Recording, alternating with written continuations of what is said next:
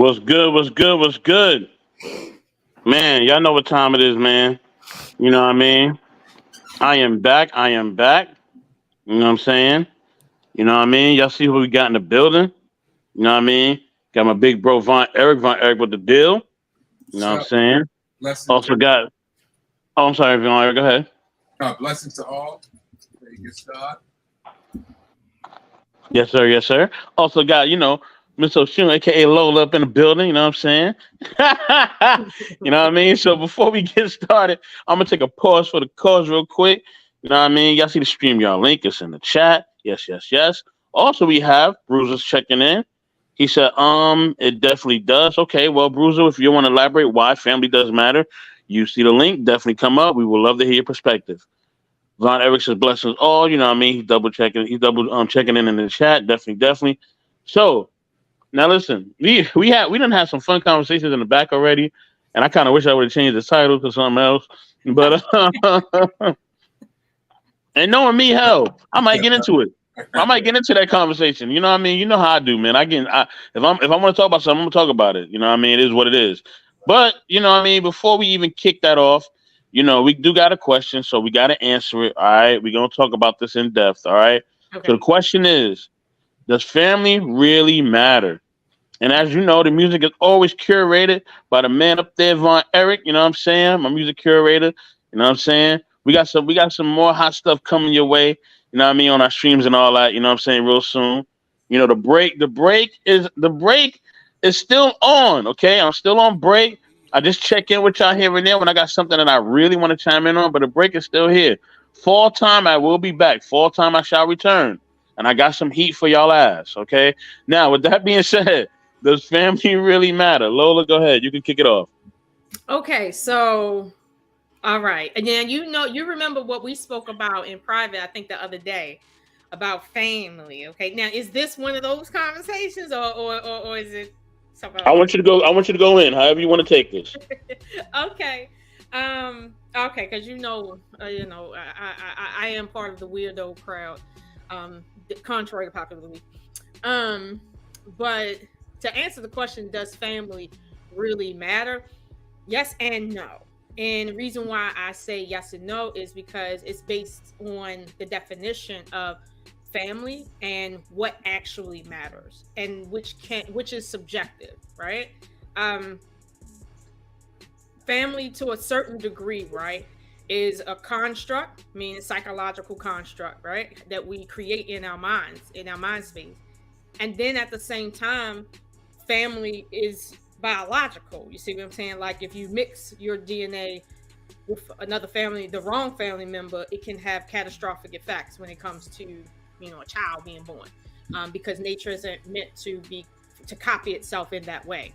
It's actually um, anti-nature, based on some other physics. But yeah, you can answer that question in one of those two ways. Does it really matter? Yes and no. uh, I'll say, as far as I'm concerned, right, I acknowledge both, but at the same time, I don't take both of them with a grain of salt, if that makes sense. Yeah, I mean, I guess we can further discuss that, but I'm gonna say, does family matter? Yes and no. But let me throw this in there, right? Because I know everybody is wondering, well, why am I not talking about, this whole thing of like, well, creating family and building a community that somehow we need to build for whatever reason, right? Through marriage. Um, you don't have to feel like family with someone to marry them and have kids by them. You don't have to be family with someone to marry them and have kids by them. Like we have history to prove that. Like so, this the idea of creating a family through marriage. To a small degree, you can argue that yes, that is building a family, right? Because you start with two people and then you have children and then grandchildren, and here you go, right? But to another degree, that doesn't always end up in what we understand as family, because there's that psychological component that's always there, that if we take it away, we're stripped with nothing and we can't really see other people as family because that psychological component has been removed. Meaning, as they say, blood is thicker than water, but you sometimes mud, which is just water and dust, can save your life over blood. I'll be honest with you. It's a bit thicker. And sometimes people that you meet that are not blood related to you can actually be more family to you than not. I know in my family, we have step members of our family that have essentially co-opted our family. The matriarch of our family right now is about 94 years old, and she married grandmother's my oldest brother. She's the oldest person in our family. And like she actually, in a sense, like when we have family gatherings, she's the matriarch, and she's technically not even related to us. Yeah, technically she's not even related to us. But it's like, like that's how it is. Versus like someone that is directly related, that is a matriarch or a patriarch of the family. That's what I'm saying. Like it's a a sociological construct, but at the same time, it can be biological. I just feel like we can't just sit here and say, we're building family because we're having children. However, the concept of family is just simply biological relation that usually leaves people empty when all they have is biological relation to define the word family under. And when that doesn't work, they're left with this question of why do I feel alone when I have quote unquote family around me? Like I think everybody has to understand that family is not biological relation. That's not what it is. And when we act according to that, I think we'll have a better experience of one another personally. But I'll let y'all finish that one. Von Eric, kick it off, dog. Kick it off, Von Eric. Let us know how you feel about this. Okay. I agree with everything Lola said, so I'm just going to piggyback off of her words that she spoke. I look at family. Some people look at it, the blood, like she talked about. But I'm more so a spiritual person. So if I get their unity, their love, their compassion, their respect, it could be a friend. And if I get that from a friend, that's considered to me as family. Someone that knows me as well as I know them. If my family, flesh and blood, disrespect me or doesn't know me as my friend, then that flesh and blood goes in the back. Friend. Right. Because this friend is treating me as family spiritually because it knows me. It knows my ups and downs, when I'm mad, when I'm happy, everything. So right there, that will be to me as family, someone that I can count on, someone I can lean on. And if my flesh and blood don't provide that, then even though they my flesh and blood, and that consider them by definition as family, spiritually to me, I handle them different. The friend would be my family. And as time goes on, people see this. People automatically say, well, that's my flesh and blood. Well, but yet it's your enemy. He or she is treating you like an enemy.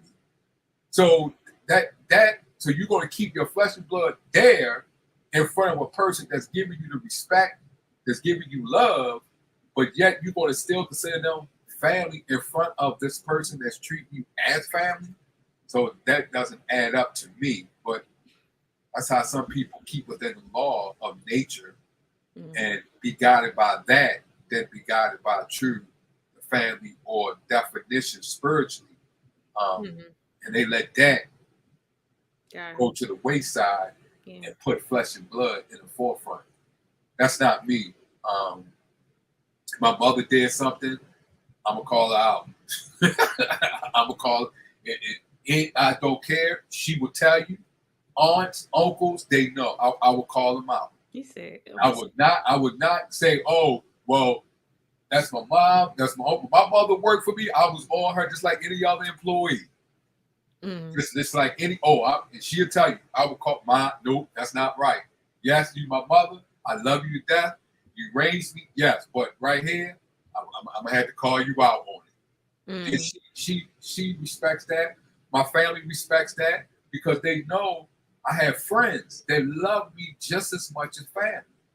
That was there on the hard knock life, on the streets, worked with me, and all of that. They've been there my whole entire life.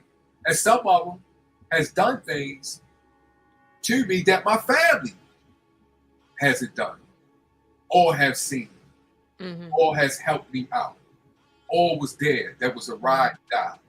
So that right there, to me, that's family. And I will always stick by that person, no matter what.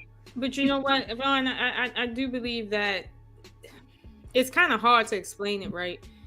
When we say, well, the people that we're related to is our family. Meanwhile, being blood related, we're technically blood related to everybody, technically, right? Right. But it's about the degree of separation. But nevertheless, that doesn't mean that someone can't see you as a literal enemy and want to, let's say, snuff you for real. Right. That doesn't mean that that psychological component can't be there. So my question is, it's like, my question is really, if we're gonna say family, right? If somebody, it has to be both blood related and psychologically under the construct that we're family. That's kind of hard to, I don't know, it seems like it's hard to construct and say we have a cohesive family, because you're gonna have, it's just hard because everybody's not going to be on the same accord. So the question is, well, how do you create a family, maintain a family, be a family? But, and this is to your point, I think the only time we can say, well, I have a family, is when we have a clan that understands the psychological component of whether we're family or not, and sticks to that. Because anything else it's an illusion. Like, I be seeing stuff happening and I'm like, listen, being blood related does not make you family. It doesn't make you friendly. Being blood related doesn't even create the bond that families have. Most families that are tight knit, they're tight knit because they've spent an absorbent amount of time together, in terms of, for instance, like the children sending their children to their grandparents' house, and they always cultivating family time.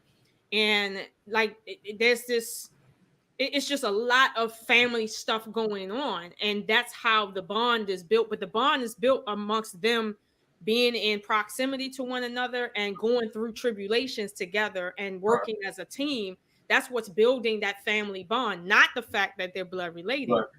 So, you know, like listen, in America, most and Europe, okay, and some places in Asia, mostly, animals are just as much a part of the family as human beings at this point. I have seen animals really take their place. Dogs in the DMV have been stepping their game up. I'm gonna be honest, they really have.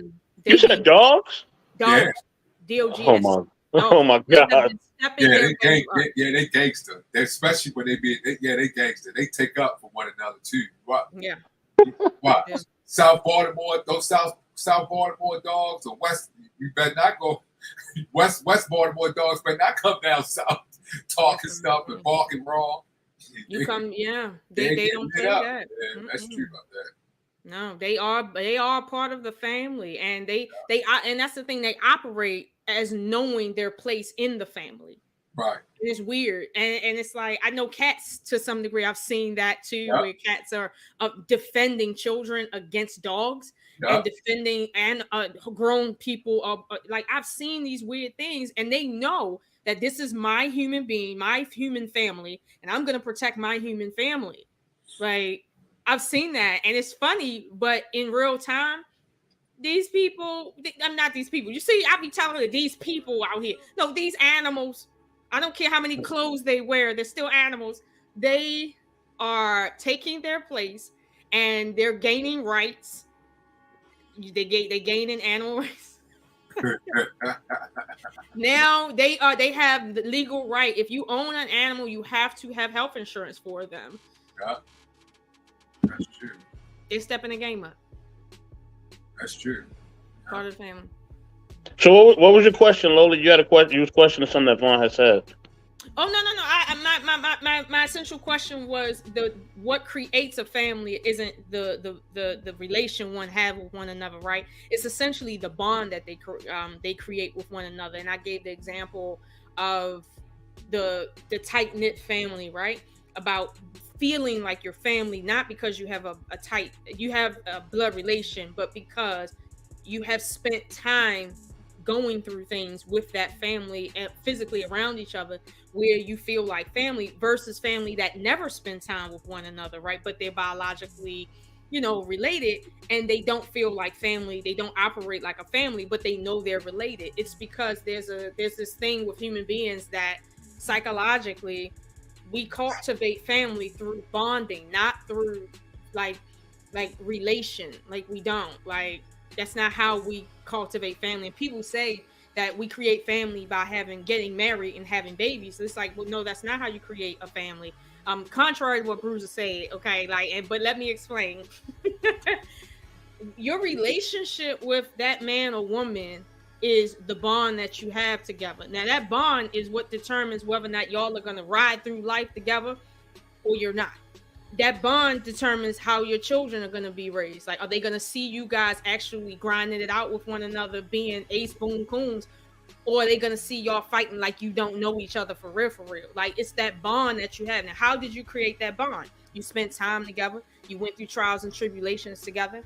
You've done a lot for each other. You've proven that the need for respect amongst one another. There's a lot that went into that bond. So when children come into that bond, they too have to prove themselves, just like the man and the woman prove themselves in a bond. The children have to do the same as well. So this is where bonding happens, i.e. family. But if you got a man and a woman who they together because it's convenient on paper and they don't really know each other, they don't like each other, but they had these kids and the children come up and then the children get sent off to boarding school. And then it's like, don't nobody know each other, but they related. Like, that is not a family. But notice the difference. It's the bond that creates the idea of family. And it's not just the blood relation. You can't just have one, or you just can't have that blood relation. Like that does not create family amongst human species. Like I just don't, I can't explain it, but so much. But a lot of people some people think that way, because I've seen some people like, well, that's blood related, so I got to take up for them. Nigga, you don't even know the person. y'all don't even know each other. Wait, what? But the person that you dissing or you putting to the side, y'all grew up together. Right. Oh no, but that's blood. I got to stick their blood. Nigga. No, and actually, I had a situation like that where I spent time. Oh, I was about to say something. Go ahead, Lola. Go ahead. I spent time with somebody else's family for decades, and I became essentially the family, right? With them, not the other person that I was involved with because they were gone away, whatever. And certain things happened, and I felt like, well, wait a minute. Why do you feel a closer bond with that person than you do with me when you know me better? We've spent more time together bonding than you and that person, but you're saying now you have to ride with that person and not me because they're blood. Meanwhile, the bond is with me, not with them. And I'm sitting here, like you said, Vaughn, it's the idea in their mind that, right, well, this is what family is because we're related. Meanwhile, right, this is the reason why somebody will take up for a murderer. Right. And because, well, that's my blood, so I don't want to snitch on them. And right, it caused other people to get hurt because you have this false idea that this is family. And when it's family, you lie for them instead of creating a bond. And right, and if you had a bond with this person, maybe they wouldn't be a murderer. Right. I'm just saying. Because most murderers are not murderers when they have healthy familial bonds. Right. You know? So. Gotcha. And that's how I'm looking. All right, so let me tell my story real quick. So salute to everybody that's checked in. Thank y'all for coming through. You know what I mean? I see y'all. You know what I mean? Salute to Grizzly Bear Production. I see you just popped in. You know what I mean? Salute to you too. Thank you for everybody for showing me love, man. I love all y'all, man. Thank you. So it was one time, and this story was funny as hell, and y'all gonna start dying laughing. So I had went to my aunt's house, right? And like, you know what I mean? And this is an aunt that I've been estranged from some time. I went to the crib, whatever. And like I was chilling or whatever, and I was waiting for you know what I mean, my cousin, you know what I'm saying? Because, you know, me and him around the same age, whatever. I was waiting for my cousin to come through, right? Sitting there, so it's me and my brother, and my woman. We sitting up in up in the living room, chilling. You know what I mean? Just kicking it. You know what I mean? Having conversations and all that. Blessings to you too, bro. What's good? What's good?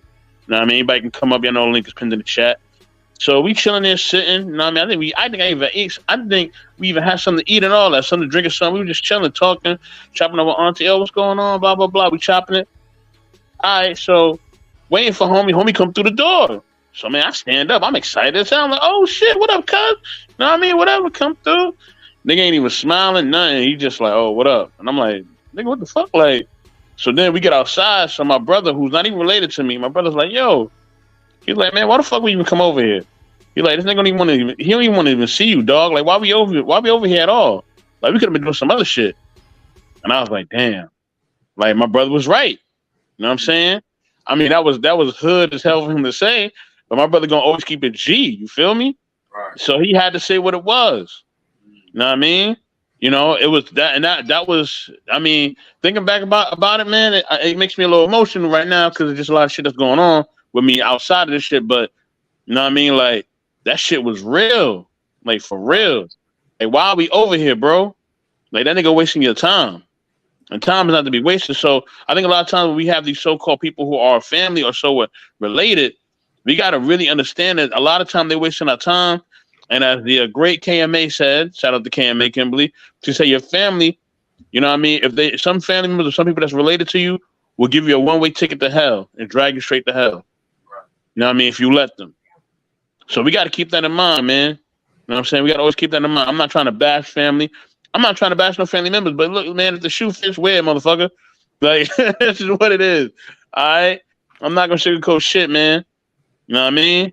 If it fits you, then put that shit on. If you that size 12 wide and it fits your ass, here you go, motherfucker. There you go. Go ahead, Vaughn. So when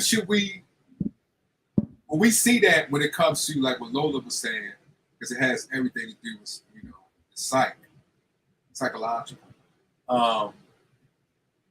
When we make that determination, or when do we make that determination when we have to put the flesh and blood in the back?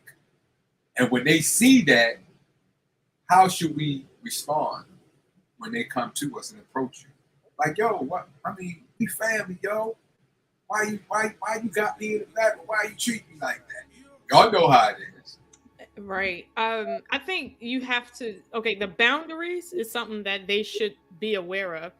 Period. They shouldn't just become aware of boundaries like that, like all of a sudden, right? Like, let's suppose y'all done spent decades being whatever type family you are, and then suddenly they get the notion from you that, listen, you ain't family with me, like you've been da da da da da da. Like, no, that's something that hey M3, that's something that you shouldn't spring on them. However, I think at least at least in my experience, right, you can in your actions show people that, look, family is something that is built on a bond. And when I have a bond with you, I can tell you that you're wrong. When I have a bond with you, I call you for no reason. When I have a bond with you, you can text me in the middle of the night, whatever you need from me, and vice versa. When I have a bond with you, I hear from you, and not because you need something. Like, now, if you're a child, I know my kids a lot of times call me when they need something. Honestly, when my father come around, I get hungry all the time. It doesn't matter. I have a restaurant. Every single time he come around. Still doing that? I told my father I didn't bring myself here. Like, I'm a child. Oh my God! He brought me into this world. No, she did. You know, so he got to pay for that for the rest of his life. So he has to pay for that for the rest of his life. Then is that what you're saying? You are a parent from beginning to end. And here's the thing: how are you parenting me if when you come around, you don't play a parent role? M3, put me at the bottom. M3, put me at the bottom with Vaughn. I don't know if you can do that.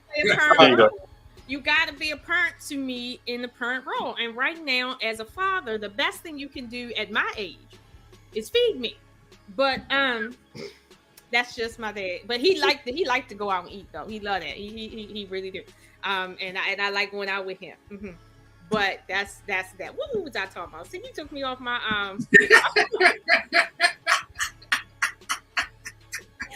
was saying about the bonding thing. Right. Don't spring it on them. It should be a culture that we bond or we don't bond, and you don't ask me for nothing. Like that's how that is. Now in my family, right?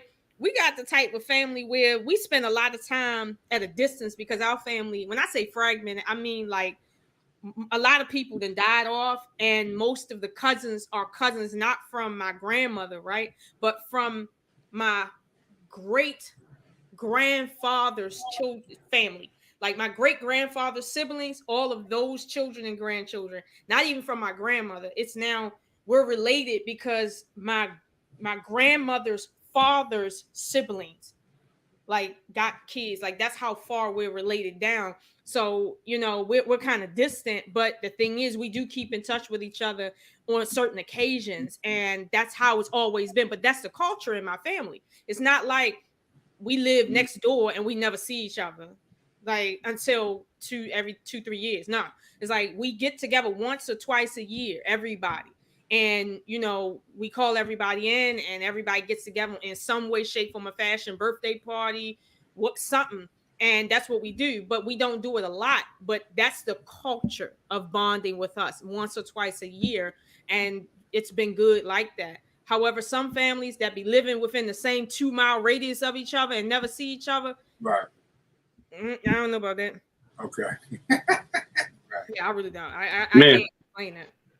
I got to give a shout out to my man on the panel. You know what I'm saying? M3 to Dawn. You know what I mean? M3, what up, baby? You know what I mean? So I know you've been hearing what's going on. So what's your take on it, man? Does family really matter? Let's get into it. Man, okay. Well, first and foremost, right? Salutes to everybody. I love this type of conversation, right? Because when I think about family, man, I think about the ones, right, who was really dear and close to me. Mm-hmm. See, the thing is, right, old school, right, traditionally, by blood, everyone will pretty much try to prompt you. Like the OGs will say, hey, no matter how bad this dude hates you, okay, no matter what type of person he or she is, you guys are family, and that's all what y'all got. And so we're socially programmed to that mindset is that we're stuck being loyal to people who don't even give a damn about us. Just because you are related to me by blood does not mean that I will consider you as family. If you haven't been there into like my lows and highs, I can't call you family. You know what I mean? Well, maybe I could kind of call you family somewhat. You know what I mean? But at the same time, I can't treat you by action as if you're related to me, as if I have care and love for you. Look, I'm not going to put my business out there like that, but let me just say this, okay? There are certain family members, okay, that, that will be envious. Some of them will be jealous of you. There will be situations where a person could make a critical decision, okay, to help contribute by saving your life or destroying your life. And if that family member, that blood-related family member decides to choose to be destructive for your life, then that's where you got to get rid of them and cut them off and have no mercy for them. We have too much mercy and care for people, right, that don't give us the same reciprocation. And so the way how I look at family is that, look, if you've been around with me in my social circle in my life, through my highs and lows, that's how I'm going to treat you. I don't care if maybe you're from long distance or maybe you're from a close proximity. If I feel that we have some type of bond and connection and it's really genuine and true to our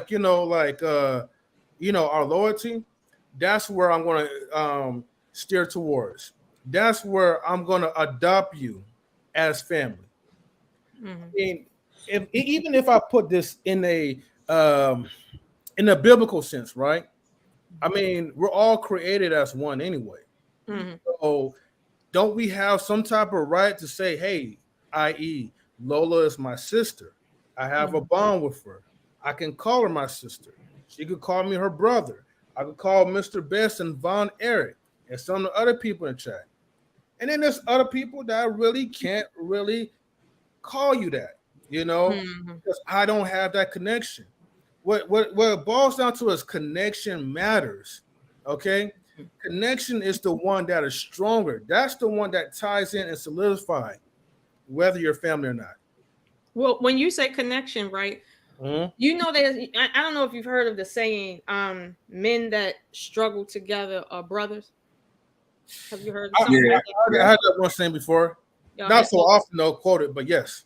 Now, the reason why I quote that is because when it comes to what happened after the transatlantic slave trade, right, or during and after, if you notice that it's been part of the culture that we call each other sister and brother, like you said, even though there's no quote, at least overt biological relation, right? We just call each other sister and brother. Now, I'll say this: Black people or African Americans, whatever you call yourself, in America, have been known culturally to be one of the only cultures that do that, call each other like that. But keep in mind, we're one of the only cultures as of the last 1,000 years that have came together as individuals under one tribulation. And because of that shared trauma of slavery, we understood each other to be brothers and sisters, to the point that now the community is made up of what? Sisters and brothers in that sense. Now, granted, you don't go to China and find that. You don't even go to the continent and find that. You don't. You only find that amongst this culture, because this culture is the only culture that have been through the worst circumstance for us to bond under. But look what happens. It's like we were all we had. So therefore, being in such proximity to one another under a tribulation that great, it literally created bonds that were from. And African Americans historically come from different parts of the continent. We didn't all come from one tribe. Different tribes. So with that being the case, when you say like the connection, right? The connection that people have is a complicated connection. It's a mixture of their psychology, the culture, their bond, and their loyalty. So that's a lot. Those are different moving components. Right. But what you're saying is, if you haven't been in my life, meaning been through something with me in terms of a life experience, like to bond over, there is no psychological way you can consider someone family when you don't have that mental bond with them, but you have a physical bond with them. Or what about M3? What about you have your wife, a friend, and a family member? Family member and the friend you knew a couple years or a few years more than your wife. Who do you put first? Who do you put second? And who do you put third? Wife, friend. Well, of course, I'm going to put my wife first. You know what I mean? And then, like, why would you put your wife? Why would you put your wife first when you had a longer bond with your friend and the family member? Well, that plays into, and I know that's where he was going to go towards, right? That a lot of it kind of plays into societal programming, and kind of like some like experiences and repercussions when putting others first before the spouse that's adopted to be the closest to you. You know what I mean? It's going to be the ones that lives with you that's going to wind up being the closest. However, there have been situations, right, where, okay, when people put, let's say, for instance, long-time friendships, families, whatever, right, first be above like the spouse or whatever. Now, like I said, it depends on the situation, right? Because the outcome can become maybe life-saving in a certain type of relationship, but then also it could be mostly detrimental, right? Because once you already choose to be married to that person, now it's kind of like, okay, morally, biblically, and you already know we live in the United States, so we're living in a Christian type of nation. You know what I mean? So, of course, you have these programmed morals, right? That will, shame you. That will make you feel guilty. And maybe you may shame yourself as well too, because you already made an oath and commitment that, hey, although I have met you for X amount of years, now I'm going into another type of relationship where I'm making a commitment to put that person first before anyone else. And that's where it could get kind of loopy at. You know what I mean? Because it comes off, it could end off good and then it could end off bad. You know what I mean? And what about Hold on, Vaughn. Let me answer the question too. Oh, okay. Let me get in there. For me, it all depends on like who's really being loyal to me the most at that moment. So I go. My loyalty always goes by what a person's actions is. I don't go by nobody's title, because the people that I trusted from childhood that had the title, right? Like your parents, you give them the title, right? Like Lola was saying with her father, like, yo, like she automatically hungry and all that, you know what I'm saying? Like, you give them a certain admonishment, right? Because you feel like, oh, this is my parent, or this is so-and-so, or this is auntie this, or this is person that, right? So you give them that admonishment, right? But then if they forfeit that title, right? You know what I mean? Like somebody forfeiting a birthright. They forfeit that title and now they not acting accordingly. Then shit, I'm gonna give it to the person that's acting accordingly, right? So in that moment, if my spouse is acting in that moment, if she's completely loyal, yes, I'm gonna pick her first, right? Now, if my friend is acting more loyal, I'm gonna pick them first. It's in the moment who's being more loyal to me. You know what I mean? Christ himself says those who are my family are those who are loyal to me, right? You gotta be loyal to me first. You show me loyalty in that moment and I know I can trust you, we good. You know what I mean? But if you're not showing me loyalty, I don't care if you're a parent, a spouse, a friend, the garbage man, Spider-Man, I don't care who you are. Like, it's a wrap. You know what I'm saying? Because that's what I go by. I go by like, what are you showing me right now? You know what I'm saying? And if you're showing me that loyalty right now, I'm going to give it to you all the way. But if you're not showing it to me, bro, like I can't do it. You know what I'm saying? I can't do it.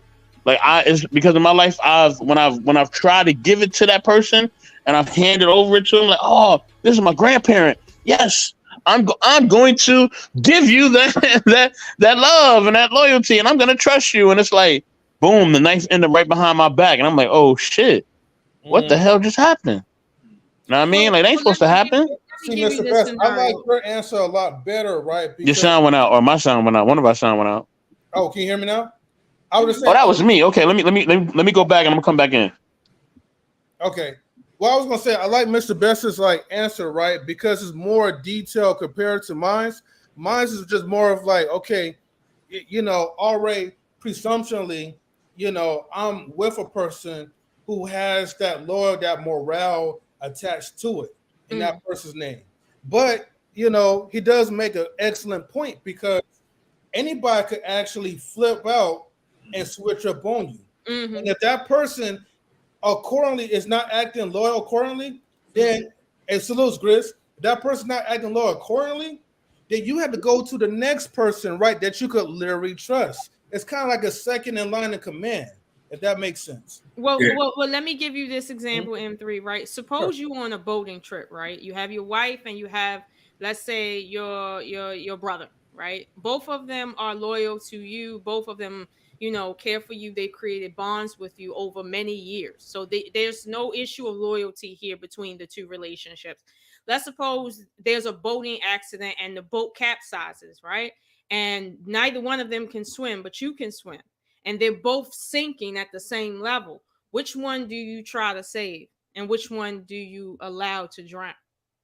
Oh, that's that. I said that in Batman. So, go ahead, Chris. You want to answer that? Honestly, because because my brother's been there for me. My brother's been loyal. He taught me, and my wife's been there loyal. I'm honestly, I'm about to pull a Superman. I'm not gonna say a lie to you. I'm pulling a Superman and Aquaman at the same time, because I'm putting basically, if I can't save both, we all gonna drown. Hell no. That's just me. That's just me. I'm gonna pull Aquaman. Look, I'm gonna give you my answer. My answer is that I like don't know. he or she who has been saved, okay, is the one that I love the most. Well, here's what happened, right? And the reason why I gave you that example is because there was a guy who he took his two daughters out on a boating trip, right? And they were both, I think, 12 and 7, something like that. And the boat had capsized, or something happened where both the children got in the water, no life raft. I don't know. Okay, these are not black people, and they was. Now, both the children started sinking, and he jumped in. And he said he saw that if the children were too far away for him to go and save one, go up and come down. He knew whoever I choose in this moment is going to live, and whoever I don't choose is going to die. That's how far the water was, because it was murky on top of that. And he couldn't see, and he had to make a move. So in his mind, he couldn't choose between his daughters, right? Because he loved both of them. They both had a bond with him. But now his mind went into, well, which one more likely would die quicker or has the likelihood of survival based on their lung size? So he chose to save his youngest daughter because she was smaller, and he thought that the oldest one would have a better chance to survive underwater longer than the younger one. Now, I don't know if that really is true in terms of the human biology, right? I thought babies could survive underwater and older people can't, but I don't know. But he chose the younger one. And when he got back down there, he pulled up a dead child. Now, So now he had to go to several years of therapy to get past that. And I'll be honest with you, that calls into question when you have to choose, right? And you have bonds. Now, what other mechanisms are you making that choice based on? Because it can't be just bonding. So now we're into a deeper level of connection. You mind if I tell like a quick story real quick? Go ahead. I was watching this movie off of Tubi, and I'm always forgetting the names of the movies that I be watching, right? That's just my poor memory. But it was a Latino woman that was growing up, okay? And it was her, at the time it was kids, it was her and it was her brother. Unfortunately, their dad did something. He stole some money, right, from drug dealers or drug lords or whatever, and they slit his wife's throat, deleted her, and the woman and a crooked cop, okay, she had a gun, and she told the dad, right, which one of the kids that you love the most, okay, and told him that he must choose, okay, otherwise she would delete both of them. So here's the thing, right? Again, there was the daughter and the son. So Lola, let me ask you this before I continue the story. If as a man, just imagine yourself being a dad, right? I know you're a mom, but being a dad, and you had a tough decision, right? Who would you really choose to live, your son or a daughter? Remember, you're a guy, so I'm assuming you're going to choose. No. Hold on. Here's the thing. I seen something like that on House of the Dragon. Okay, on the TV series House of the Dragon, where the guys broke into the castle, and the queen or the princess had her two kids there. They captured one of the children and held the other one at gunpoint and said, if you don't choose which one to kill, you're gonna lose both of them, or delete. You're gonna lose both of them. And she chose one. And then they deleted the other one and left her there like that, right? Because they thought she was going to choose the one she loved the most. And then when she chose that one, she didn't choose that one. Then they deleted the other child that she actually loved like that or closer to. And she was like real distraught. So here's what I'm gonna tell you. Okay. You break into my house and you ask me a question like that, my mind is, forget them kids. I'm killing you. You can kill whoever you want to kill, but my whole life right now is to kill you. Forget this question. I'm killing you. I don't care who you kill. I'm killing you. Delete. But around Mr. Boss Man. I'm deleting you. Yeah. Okay. So goddamn. So that movie was similar, right? Except right. Okay. The movie was similar, except right that it was the man, right? And of course the father was going to obviously choose his son, right? Because as a man, you're thinking like the son is going to be the heir, like he's going to take over your legacy. Mhm. So the woman says, "Yeah, I know you was going to choose that answer, right? So you know what? I'm going to delete the one that you love the most, The son. the son or whatever, right? I'm for sure they probably took a little piece of that movie or whatever. But anyways, so the woman, right? You know, she grew up like pretty much like, you know, resenting her father, going Picking her brother. huh? For picking her brother. Right, for picking her brother Mhm. over her. You know what I mean? And the psychology of that, right, is that like they do that to really mess with your mind. And I don't want to go off the tangent, right? Because I almost went off the point. But in those type of dire situations, right, Mhm. you make a critical decision Mhm. where you don't have no room to think logically, right? Nope. Baby's lung capacity is so small. And Mhm. unfortunately, if that was that type of situation, Mhm. I would have to save the oldest child because her lung capacity, right? She'll have a little bit more air, and I'll have a higher chance of saving her as to saving maybe like an infant, you know what I mean, or a toddler.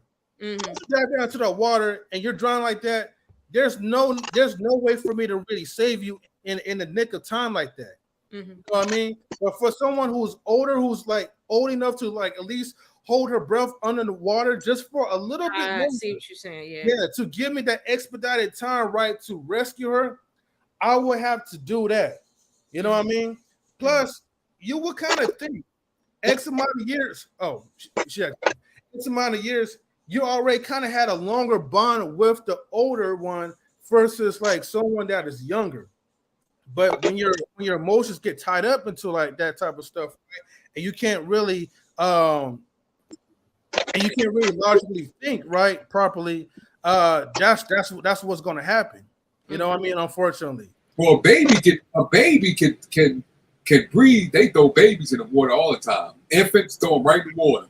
And them bad boys are because they used to breathe in water in the mother's womb. So they right, still they had still, the umbilical cord and all that. right. But once you're out of it, I mean, like, you know, They still do it. They still do it down here. They throw babies in the pool. Just throw them. Throw the infants in the pool. Them bad boys just come right on up. Yeah. but for how long they gonna let them like immerse in the water though? Right? They be rich. Yeah, they throw them in the pool, right? And them bad boys just come straight on up. Just yeah, and breathing. Mm-hmm. That's what did me. I'm like, what the? Yeah, it look weird. I'd have fainted. I'd have died. Actually, you know what? Actually, I can actually explain that physiology. Actually, Huh? So I'm playing this. So you know how like us as human beings, right? So like we're born into we're born on land, right? But like let's say that you continuously to be in water. Like let's say that human race went into water. It's easy for babies to transition over as far as like being able to swim in water and being able to adapt. But once you're an adult and your mind is already triggered to, okay, I'm an adult, I'm used to this. But babies actually have the time to reconform to whatever environment they have to be in. Does that make sense? Yeah, no. So, Grizz, I'm glad you made that assessment. Now, to you, right? Because you didn't answer the question, or maybe you did when I was away. I don't know if you did or not. But to you, Grizz, does family really matter? Does it really matter to you? Honestly, I'm not gonna lie to you. The way I was brought up, yes, because I'm like this. So I want to get emotional with y'all. I went to Louisiana. I met some of my kinfolk. I ain't never seen a day before in my life. We danced, we talked, we had conversation. It was good. And then for me, not just family, but like knowing who I am and basically, I'm putting this, whether it's my biological or, like I said before in the chat, blood can make us related. Loyalty makes us family. So, as far as the whole family dynamic goes, yes, family absolutely.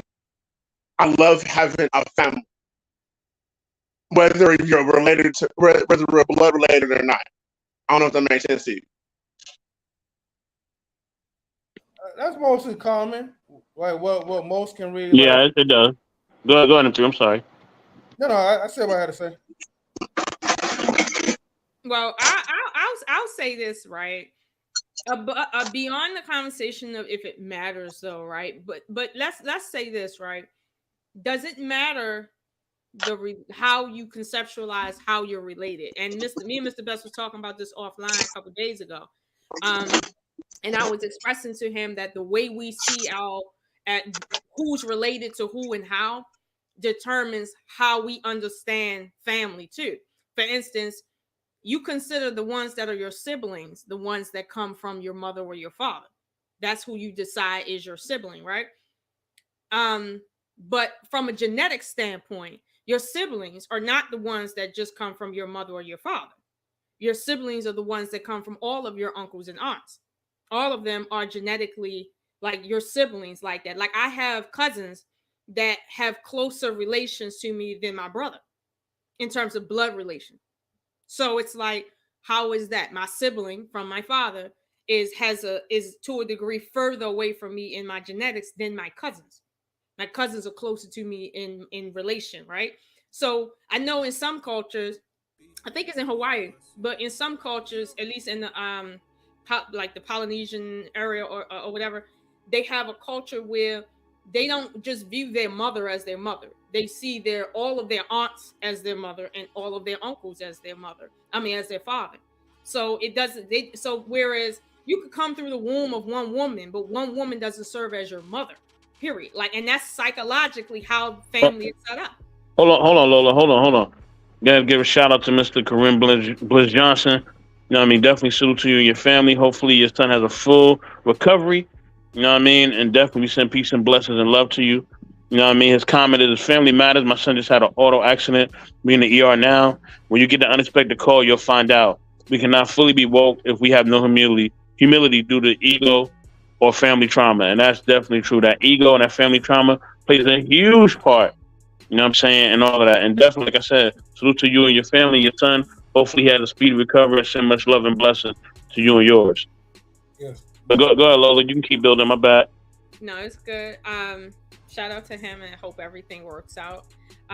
What I was saying was that this is how some cultures conceptualize family, right?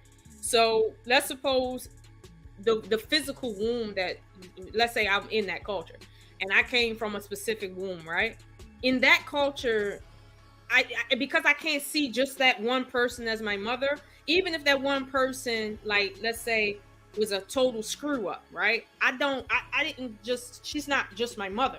I have another mother, my mother's like sister. That's my mother too. Like, she's equally my mother. But it's like, that's a conceptual idea that people have in terms of family.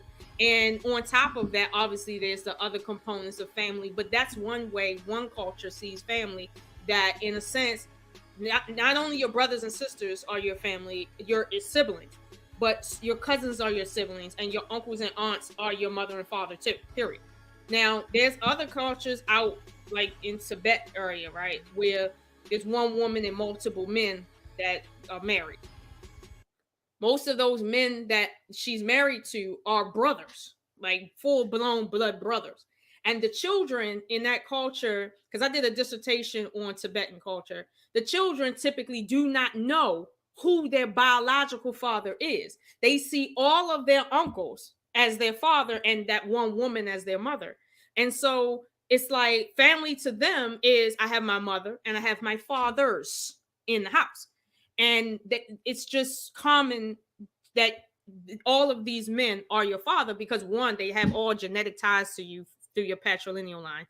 And then two, they all serve as your father in the house. Like, they all telling you what to do as your father. So, and again, this is how they conceptualize family. So again, let's suppose one of their fathers was a total screw up. they got 4 other fathers. Like, you know what I mean? That's actively in their life. So Mm. it's kind of weird. But again, but all we have here in the West is one father, one mother, and if they screw up mentally, we're screwed up too, because that's all we have. Yeah, because So the aunts and uncles ain't gonna pick up the scraps. But this is my problem, right? The aunts and uncles and the grandparents are gonna pick up the scrap, but y'all want that respect. yeah, Nah, man, like you ain't gonna get that respect. You ain't picking up the scraps. Like, don't try to come around and try to bogart and try to, shoulder lean and prop your chest out like you was always there. You wasn't there, dude. don't Like, stick get an up out S. of here with that. You know what I'm saying?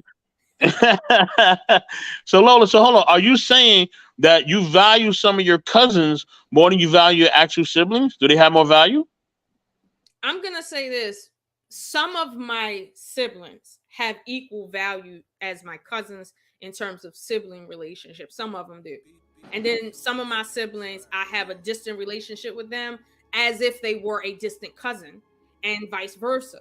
So and that's just the way it's been because of proximity in terms of age and location in terms of like where I'm physically at. That's just how it has been. There's some distant cousins I see as like my brother.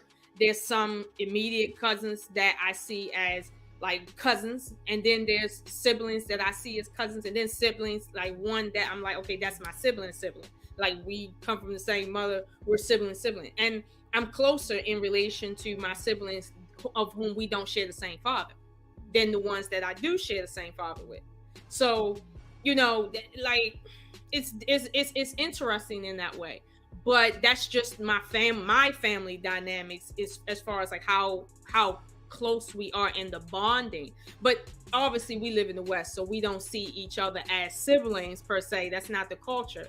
But as far as the connection that M3 talked about, that is kind of like that's kind of the social culture that's there too in terms of connection.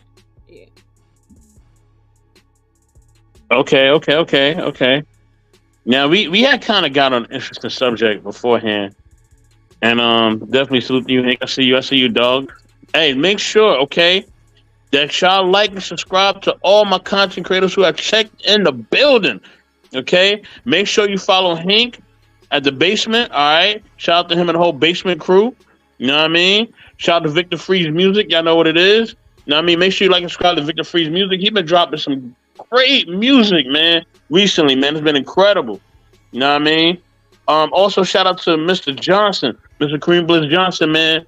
Hey, if you never checked out the OG's live, check his live out. All right, he got some gems he dropping for y'all. Definitely got to check it out, and definitely check out everybody on the panel. Check out Lola and like her 3 different channels. You know what I mean? No, let me stop. Check out on here Intellectual Soapbox on the Black Files and everywhere else. Check out on Average at Best. Check out on the Game of Dragons TV. Check out on the Real Serious Be the Love Experience and all that, man. Check her out. She has some great content, and she is showing you different things. Her travels, her thoughts, her ideologies, everything else. Make sure you check her out, okay? Definitely check out Grizzly Bear Productions and Access Entertainment. All right, and you already know they should be checking out the #1 family station. The biggest, you know what I mean, and the realest mothership out here. Knowledge and Relationships. All right, excuse me. Check us out. Know what I mean? Led by the homie M3 the Don. You know what I'm saying? And definitely, you know what I mean? Me, Mr. Best in the world. You know what I'm saying? We'll be back in the fall for you suckers, all right? We just on break, but we will be back for you, okay? Not only that, definitely check out M3 TV Network and check out stuff that him and Be Easy gonna be cooking up. Him and Grizz probably gonna be cooking up some stuff in the bar, okay? Got some great stuff coming up for y'all for the fall and winter. So when y'all sitting at home and you have nothing to do and nobody wants to talk to you, okay? Come watch us, all right? We are here. You know what I'm saying? Holla at us. Go ahead, M3. Yo, Mr. Best, do me a favor, right? Can you zoom in on me real quick? I'm gonna do like a PSA announcement, all right? In fact, actually, hold on. Okay. Thank you, right? All right, look, first and foremost, right? Look, I know we haven't been producing content lately, and we are on a break. don't think that, we retired. Don't think that we gave up on producing content. But sometimes a break is very necessary. You know what I mean? And sometimes when life is going on, right? And I'm talking about for the greater good of things. You gotta just sit back and relax and actually just kind of reflect. And a lot of times, I think, man, like, we made a couple mistakes and we done like a lot of good things. But rest assured, right? When we come back, we're gonna come back with a whole lot of fire. Okay. And for all you people out there, right, who's probably celebrating that we're not doing a lot of content, let this be a chance for you guys to play catch up on your content. For all the people that may talk ish about other content creators, not saying that's going around, but if it is though, because remember, this is Black YouTube. So sometimes y'all be on that buffoonery. Okay. So when y'all be on that buffoonery, right, and y'all celebrate another person's downfall, or maybe the lack of content creation, just know there are people like us that's just giving you guys a head start to produce your content. But when we come back, we're going to come back with so much fire. And I dare for anybody, all right, anybody that's out there to disrespect us, to disrespect the team, and we're going to be coming after your asses. Okay, maybe not on Knowledge Shows, but on our other platforms, our personalized platforms. All right, because we still got to keep it holy for YouTube. That's all I got to say. Thank you, Mr. Best.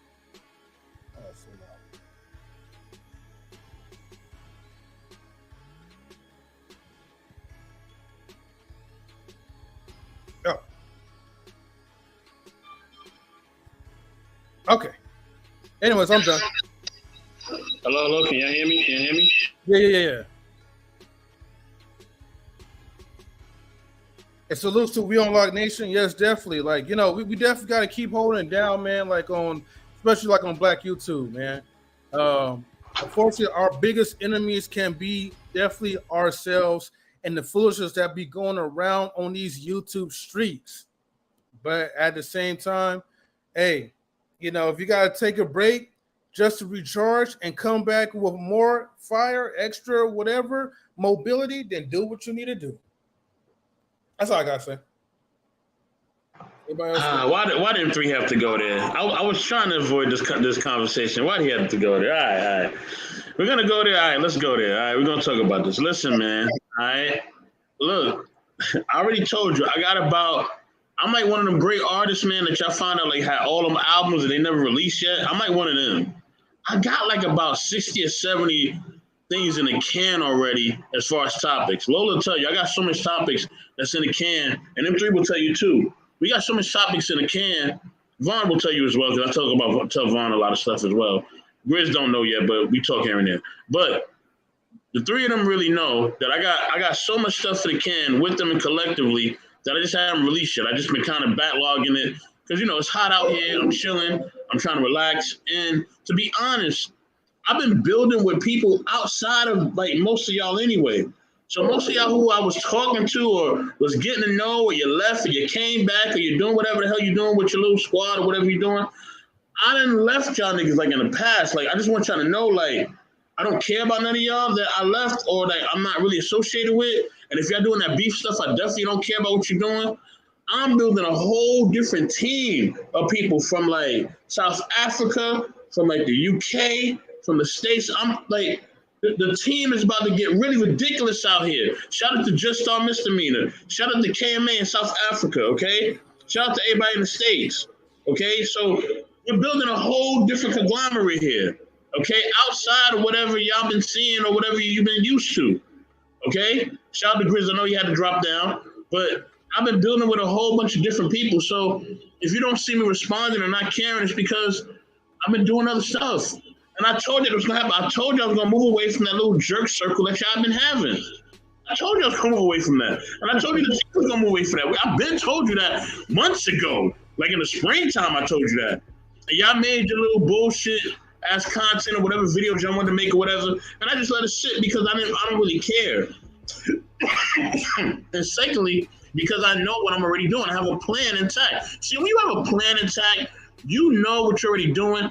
You don't really, nothing affects you, okay? Because you have a plan that you're gonna do. Know what I mean? And we like said, Lola, that salad was good. All right, he's very happy about the salad. I don't know what kind of salad this was. Look at her face. She's very embarrassed about this. But whatever salad he's talking about, you know, I guess it was slamming. Whatever. Salute to we all like in a salad. You know what I'm saying? What the? What the? Yeah, I don't know, Vaughn. I don't know. But listen. With that being said, yes, we'll be back in the fall. Okay, I'm not gonna be long-winded about this. I'm be real winded about it. We'll be back in the fall. All right, for you suckers, and it's gonna be the same thing. If you know, in fact, it's gonna be even better than what it was before. It's gonna be even better. You know what I mean? Shout out to also Ruby Doll. You know what I mean? Shout out to Kai Storm. You know what I mean? Shout out to Lady E, Cookie, Be Easy, Big Riggs. You know what I mean? You know what I mean? And everybody else, man, that's on the team. Dramo. You know what I mean? Excuse me, y'all. Savagely Humble. You know what I mean? Shout out to everybody, man, that's really been supportive. You know what I mean? He said she wants me to lose weight. Oh, wow. Okay.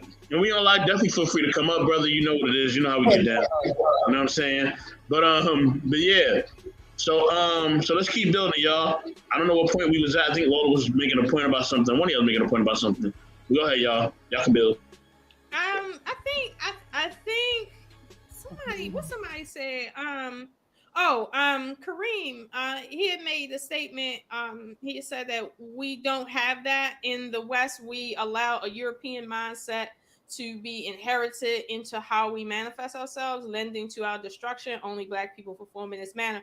I'm gonna say yes and no to that, because granted, there was some concepts in terms of family that we adopted that didn't like settle too well on us in terms of like our biology over the culture. However, there was some toxic things that we brought over from the continent that was not from Europe, that was also toxic, and we know it to be toxic today, which is tribalism. As let's say Africans in the diaspora, we know how dangerous tribalism is and what it can do to us, because we've had enough experience with trying to remotely seem like a tribe, or different tribes, and then trying to also live together under one unified issue that's affecting all of us, versus in Africa, there's over 50 something countries, and they're all separated, or different regions, and they're all separated by language, culture, and religion. We don't have that here, or historically we haven't had that like that. So we couldn't operate as different tribes. That was dangerous for us. That the Europeans didn't give us that. We came over here with that, but we lost it, and thankfully so. So, you know, I don't want to just put all bad things on Europe, and I don't want to put all good things on Africa, because there was a lot that we had to clean up as a culture, and as you can see, we still cleaning up. But let's not blame them for everything that we picked up, because I'm confused on that. Say again. What is he saying that we picked up from the Europeans? Because he's saying some of the concepts that we picked up in terms of how we view family. It comes from Europe. Now, I don't know which ones he's specifically talking about, because it's all kind of basic to me. Right, because I can't see what the Europeans invented. I mean, when it he comes said, "What do you think you think?" I don't understand. He's talking about basically how relationships are done here in the States, which I agree upon. Like the relationships how we do in the States and how we adopted our family ethos and just how we believe in family is shaped by the European mindset, or by the colonizer and oppressive mindset. And that's what we practice here. We practice I would say pseudo-Christian, right? A pseudo-Christian way of establishing family. You know what I'm saying? Mm-hmm. And the reason I say pseudo-Christian, because we know the colonizer and oppressor, sometimes they believe in God, sometimes they flip the other coin, you know what I mean? Depending on if it's economically virtuous for them or not. So sometimes they hold on to the Bible and God we trust. Yes, we're going to war. God is with us. You know what I mean? But then when it comes to get that paper and get that vote from the other communities who don't really follow the Bible like that, they cover the Bible, they close the Bible, and the Bible don't. Oh, we can't judge now. You know what I mean? The Bible doesn't count. So we know with the European, they kind of flip flop on the Bible, and they've been doing that since they've been here. You know what I mean? Because they know inherently chattel slavery was wrong. based on what the word was telling them. You're not supposed to abuse your slave. You're supposed to, treat your slave correctly, provide food and shelter for them in the right manner. You're not supposed to abuse them. But we were abused. We were abused, ridiculed. We were castrated. We were hung. We were burnt. You know what I'm saying? We were raped. So they knew all these things.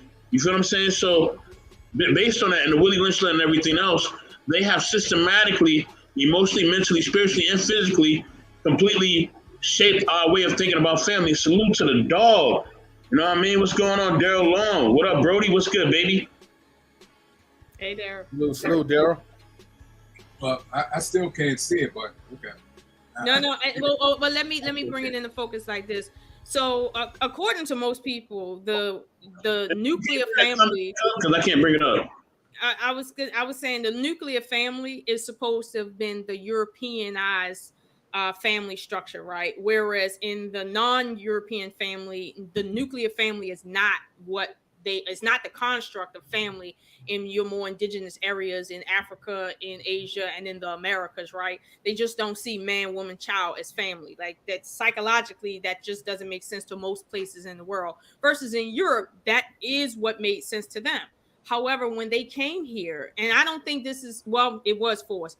It's strange because they didn't force that on us. In reality, right? They disbarred our people from that family structure. Black men for hundreds of years could not get married, let alone maintain just him and one woman exclusively. That was not the culture out here for Black people. So they did not allow their slaves to practice the nuclear family until as of late. Okay, like as in the last 150 years, we've been able to literally practice it, and not even to any large degree, given some of the other stuff that happened after slavery. So it's like yes and no to his statement. Yeah, that family structure came to us, and it wasn't really helpful, honestly. But at the same time, did they really give that to us? Because they damn sure tried to keep it away from us as much as possible. I still can't see how. Well, I still can't see how they give anything to anyone. It's just because you have to go. You have to go in each part, like you just said. You said Africa is a country, but it's divided by different countries, right? And each of those countries practice different ideology, different family structure, and all of that. All of them wasn't tribal, so you have different things. Europeans didn't come up with, well, they may have put things in when they came over here. They may have implemented certain things, but they sure didn't like just come up with stuff because things has been practiced for centuries before that. You could go over China, you could go over Korea, all of that. It's nothing new under the sun. It's like nothing they came up with this, and you can't just. But if people want to believe that, okay. Right. If you want to believe that, it's right, To me, they didn't come up with nothing. Yeah, you give them too much China or Asia. I don't care what race it is. It's nothing new under the sun. So it's not like that we've been practicing certain things before they implemented over here. Yeah, just like you said, every place wasn't tribal. It was some more tribal than others. It was some up to date. Have things just as much they had over Europe. So. Yeah. So I don't want to give Europe but so much credit, because sometimes we kind of take away credit from ourselves and just kind of divert it over there to them. Over there, Because here's the thing, they didn't give us hip hop, and you see how destructive that's become. Right.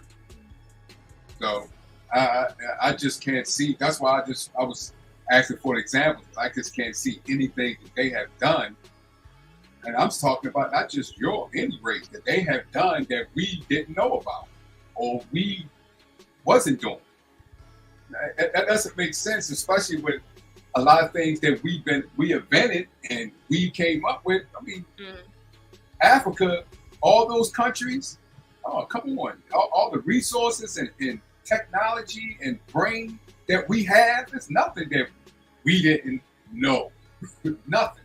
So, but if some people want to believe that they did all, the Europeans did all that, okay. I mean, I get it that they feel that we've adopted things that don't make sense to us that make sense to them. For instance, liquor.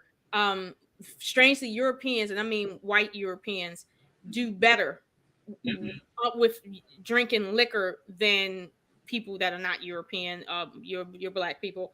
It just, I don't know. Biologically, they can tolerate liquor a bit more than we can, and that's been actually proven through different studies. And I don't know why, right? But here's the thing: is it toxic for to have wine dispensaries around? Is that white culture? Maybe, maybe not, because I'm gonna be honest with you, they didn't get the fruit that they use for all that wine from Europe. They didn't get it from Europe. Exactly. So, but I think when it comes to that, I would say it's more so the ingredients. I mean, we had alcohol, but it's different ingredients due to the different environment and culture and maybe dirt as far as how they grow things and stuff like that. So maybe that, because when you say they can take more, I'm like, okay, which liquor though? Which liquor that you talking about? That vodka stuff that's in Russia? They don't be doing stuff. They probably don't do that over in Africa or some hard countries and things like that. So I think that goes down into more so the ingredients. Because I think when it came to moonshine, we are able to intake that more than the Europeans, right? Or no? Man, that's like rubbing alcohol, brother. Right. I mean, I don't think you're gonna take too much of that either. You feel me? Because I heard that's some powerful stuff. But I wonder who can intake that. I don't know, but I'm gonna be honest with you. It's like I just think we need to give credit where it's due, but we don't need to always sit and just divert all negative things to Europe, because what that does is it doesn't allow us to hold ourselves accountable for what we produce that might not work for us. And I'm gonna be honest with you, as far as non-black people, people of non-color is concerned, it's not for them to apologize for that. It's not for them to do anything. It's for us to recognize the problem and then fix it. So it's like, if we keep saying, well, they did this, well, what are we going to do about it? That's what I'm saying. We can't talk about what we're going to do about anything if we keep talking about, well, they did something. It's like, at this point in 2023, there's some things that white people are not doing that we are doing. For instance, when it comes to family, right? Nobody's forcing you to see family any particular way that you don't see it. Nobody's forcing that on you. Granted, there may be advertising that may make you think a family is a man, woman, and child relation, and that's it. Advertising, but no one's overtly forcing you to not have a mind of your own. Like, you can advertise too as a person. You can create your own advertisements too. So that's the beauty of the freest country in the world. Now listen, we was building on something interesting too, right? Before we got on live, and we definitely gonna touch on this subject because I want to, because it was fun. Now listen, okay, you know what I mean? We touched on the family topic, but now we're gonna move on. Now listen, listen. With this topic, it's gonna get a little interesting, okay? It's gonna get a little real, all right? So what we was talking about, right, essentially was, you know what I'm saying? And this kind of has to do with family, who you build with, whatever, right? Is it better, right, to choose, you know what I'm saying? Just a regular traditional businesswoman, she's nice, she's a businesswoman, she cool, right? Or a woman that's religious, right? Or is it better to choose, you know what I'm saying? I guess, what they call, the 3-0 fit-all, you know what I'm saying? Is it better to choose one of them, the lady of the night, you know what I mean? The one to be jumping off the poles and all that, or is it better to choose the traditional? Now, we had some interesting conversation about this. I said some very colorful things, and I said also some very traditional things, you know what I mean? I wasn't completely, off center with mine. I said some things that made sense, okay? Now, you know what I'm saying? I don't know why Lola got the super gulp over there, but whatever.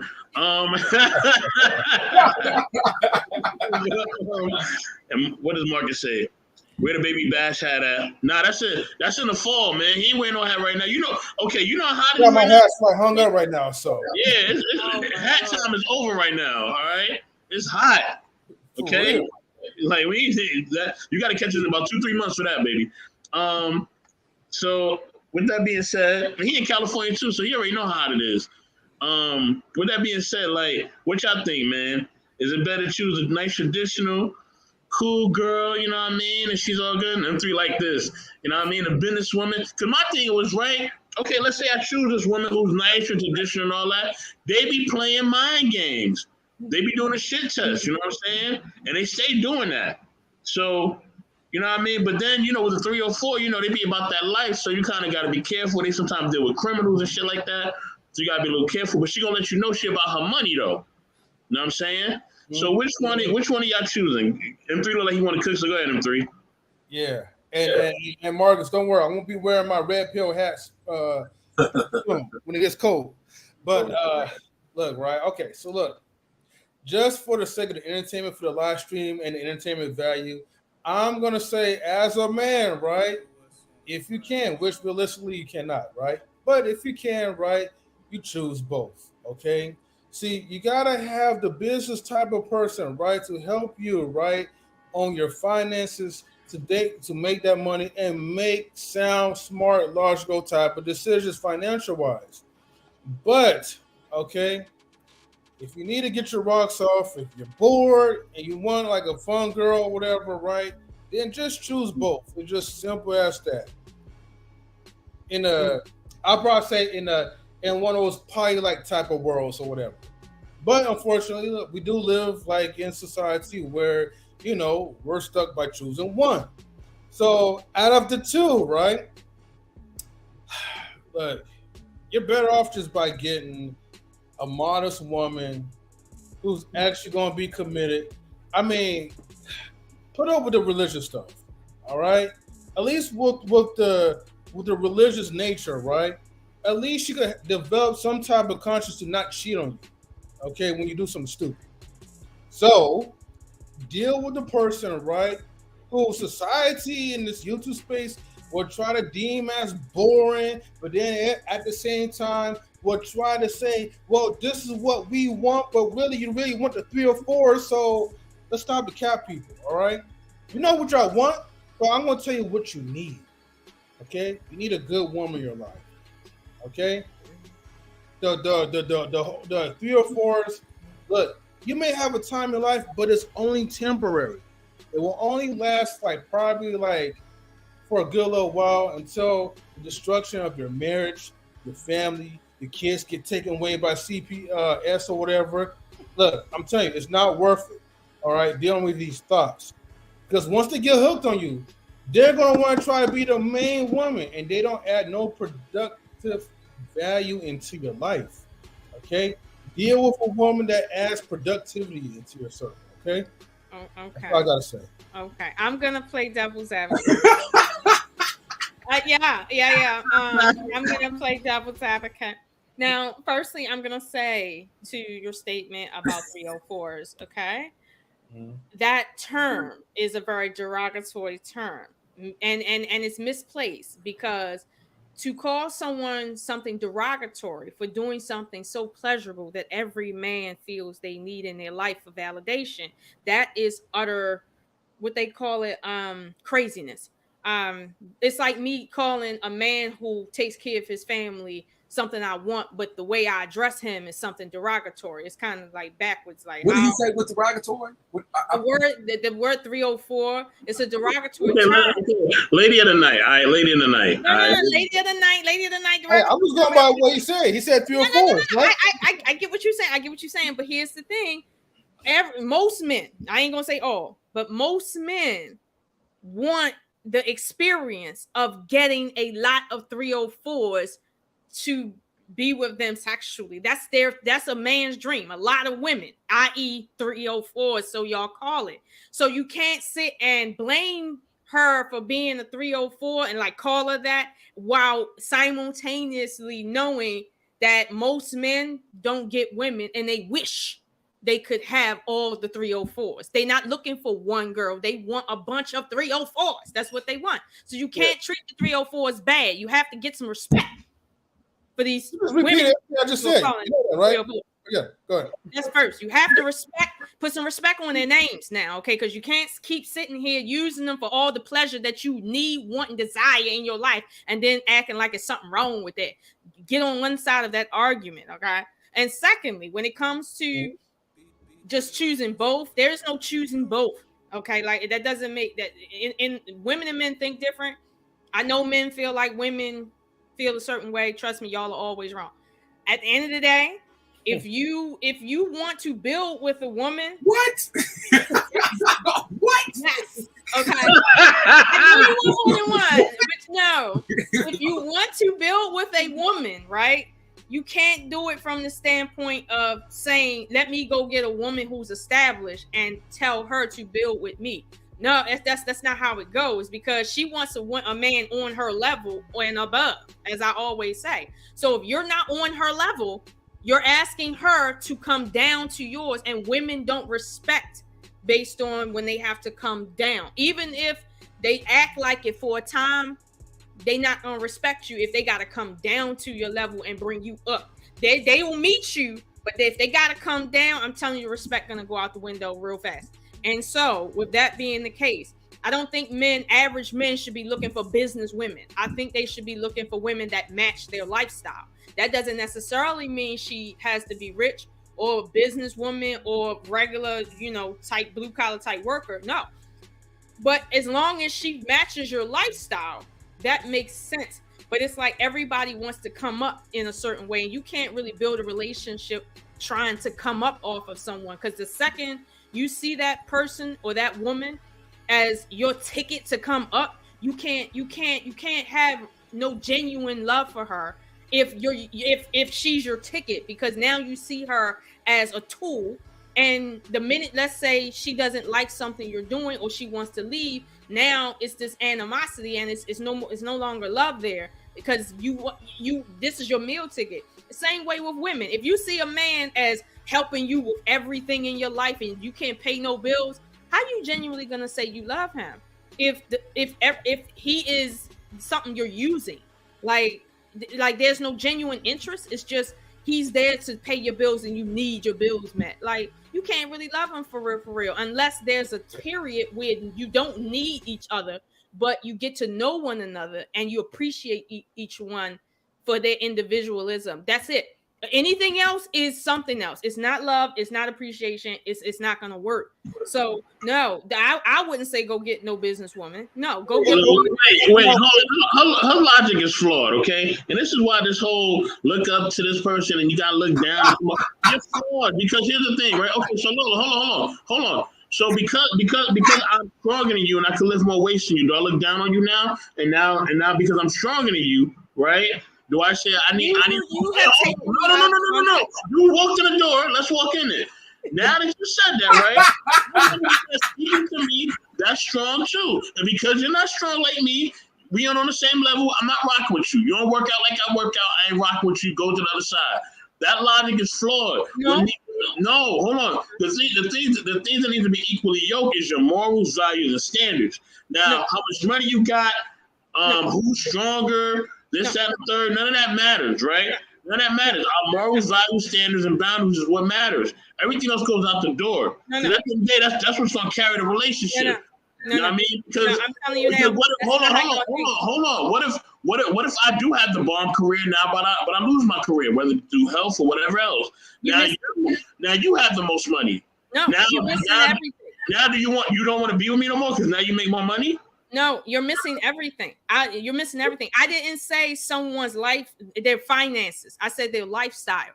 And to your point about, like, if I lift weights and do she got to be in the gym? Of course. Most men that have a lifestyle of going to the gym, they need women that also go in the gym. Hashtag shout out the Bruiser and all the men like him. I know too many men like that say, if my lifestyle is going to the gym 3-4 times a week, she got to be into that in some way. Yo. She can't be the type that just sit home and I'm pumping it out and she just home just doing nothing. That's how they see it. That's their lifestyle. Same thing if you was a plumber. You need a woman that fits your lifestyle. You don't need a doctor that can share nothing with you in terms of your lifestyle, not your income. your lifestyle. Y'all can have the same level of income and be in two separate lifestyles, period. That's why I said don't look for a businesswoman. Look for a woman that matches your lifestyle, period.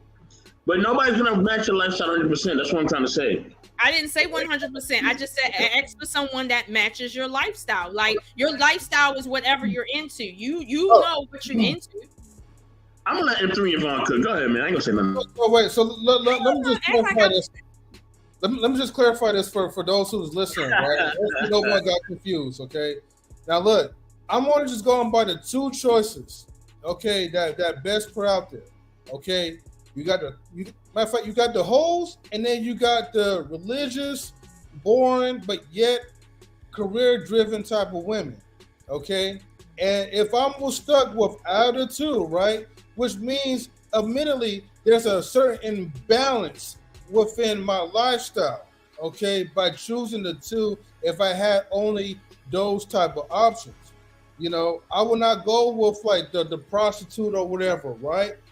Although I did also put out there, right, the ones that we shame the most are usually the ones that we know we would have fun the most, and which is always a contradiction for most men to bash these type of women when in secret in reality you will want, okay, some type of relationship with those type of women, okay?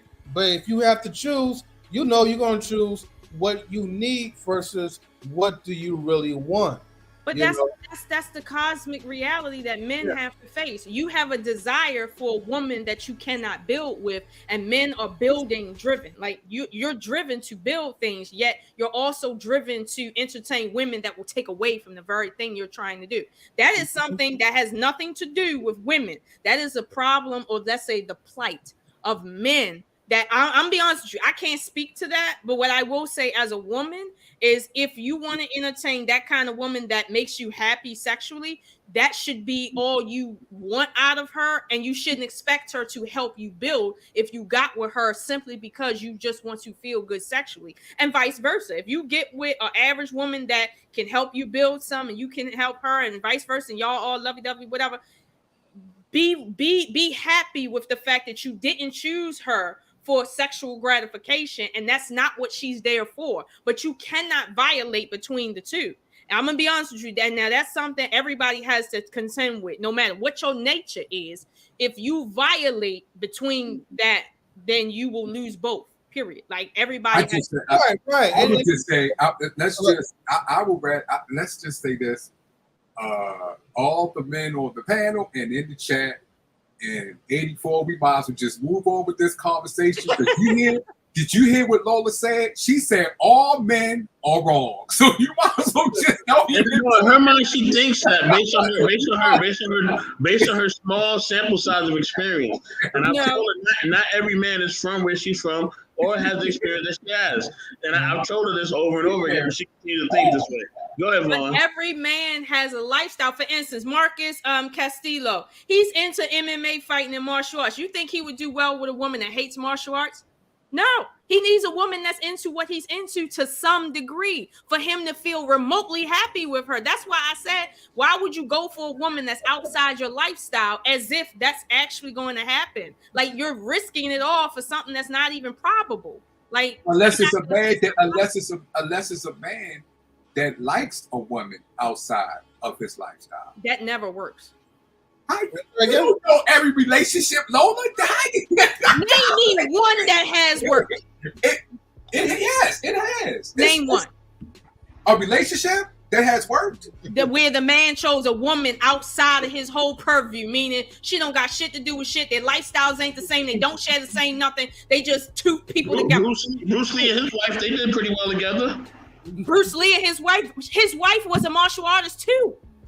No. She wasn't in the martial arts. Yes, she was. She was one of the students, but that really wasn't her lifestyle. That really wasn't her background. Listen. Whether or not she's a student or she's a professional, they share that right there. I know what my mother and her husband totally different. No, totally different. How they totally different? He is black. She black. He white. Right. That's one. Then, as far as their job wise, completely opposite. Completely. They sleep in a separate room. He sleep in his one room. She's sleeping up. But guess what? They married. Still married. Wait a minute. Hold on. Being married has nothing to do with a relationship working. They do. I'm telling you, you just said opposite. I didn't say your marriage will work if you are the same. I said your relationship. I am not talking about marriage. They have a relationship. They still together. Sleeping in separate rooms. What's the point of being married, sir? Listen. Listen. Hold up. You just said opposite. Now, just because you don't get it or you don't understand it, that's on you. But they are totally opposite. Let me tell you something, Vaughn. If I get married to you, I'm getting married to you. No, that's you. I just said that. Wait. So let me get him because see, he tried to say they're married, so therefore look at their relationship. No. You said a relationship or married, whatever. This marriage is still a relationship. No, marriage is not a relationship. Outside, you said their lifestyle has to be. No, their lifestyle are totally different. They're unequally yoked, basically, right? Yes, their lifestyle is unequally yoked. How are you gonna sit here and say being unequally yoked works? I just said. I didn't. First of all, I said it's some people that like someone outside of their lifestyle that turns them on. They like that. Mm-hmm. They don't like a person within the same lifestyle that they're in. There are some people that like someone outside of their lifestyle. It may be a minority. It may be even, I don't know. So if she's monogamous, she loves a non-monogamous man because he's non-monogamous? She may, yes. It's people that's like that. Mm. Yes. Have you ever heard of term opposites do attract? Opposite attract. Okay, yeah. Mm-hmm. Now, I mean, I know you guys are for Baltimore, and maybe y'all believe in keep it within the Baltimore family. So I understand Von Erich as a marriage tool and an example. I get that, but no, it's some people. It's some people out there that don't like someone within their lifestyle, but it's some people. She might be talking about the majority, or statistics might go her way. But it's some people that likes people outside of their lifestyle. Exceptions to the rule don't make the rule. That's true. That's true. That's true. Exception. That's true.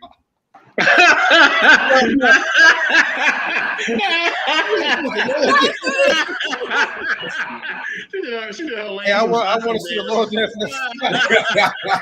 She got that damn mic over there too. Where's that mic at? I got that damn mic right there.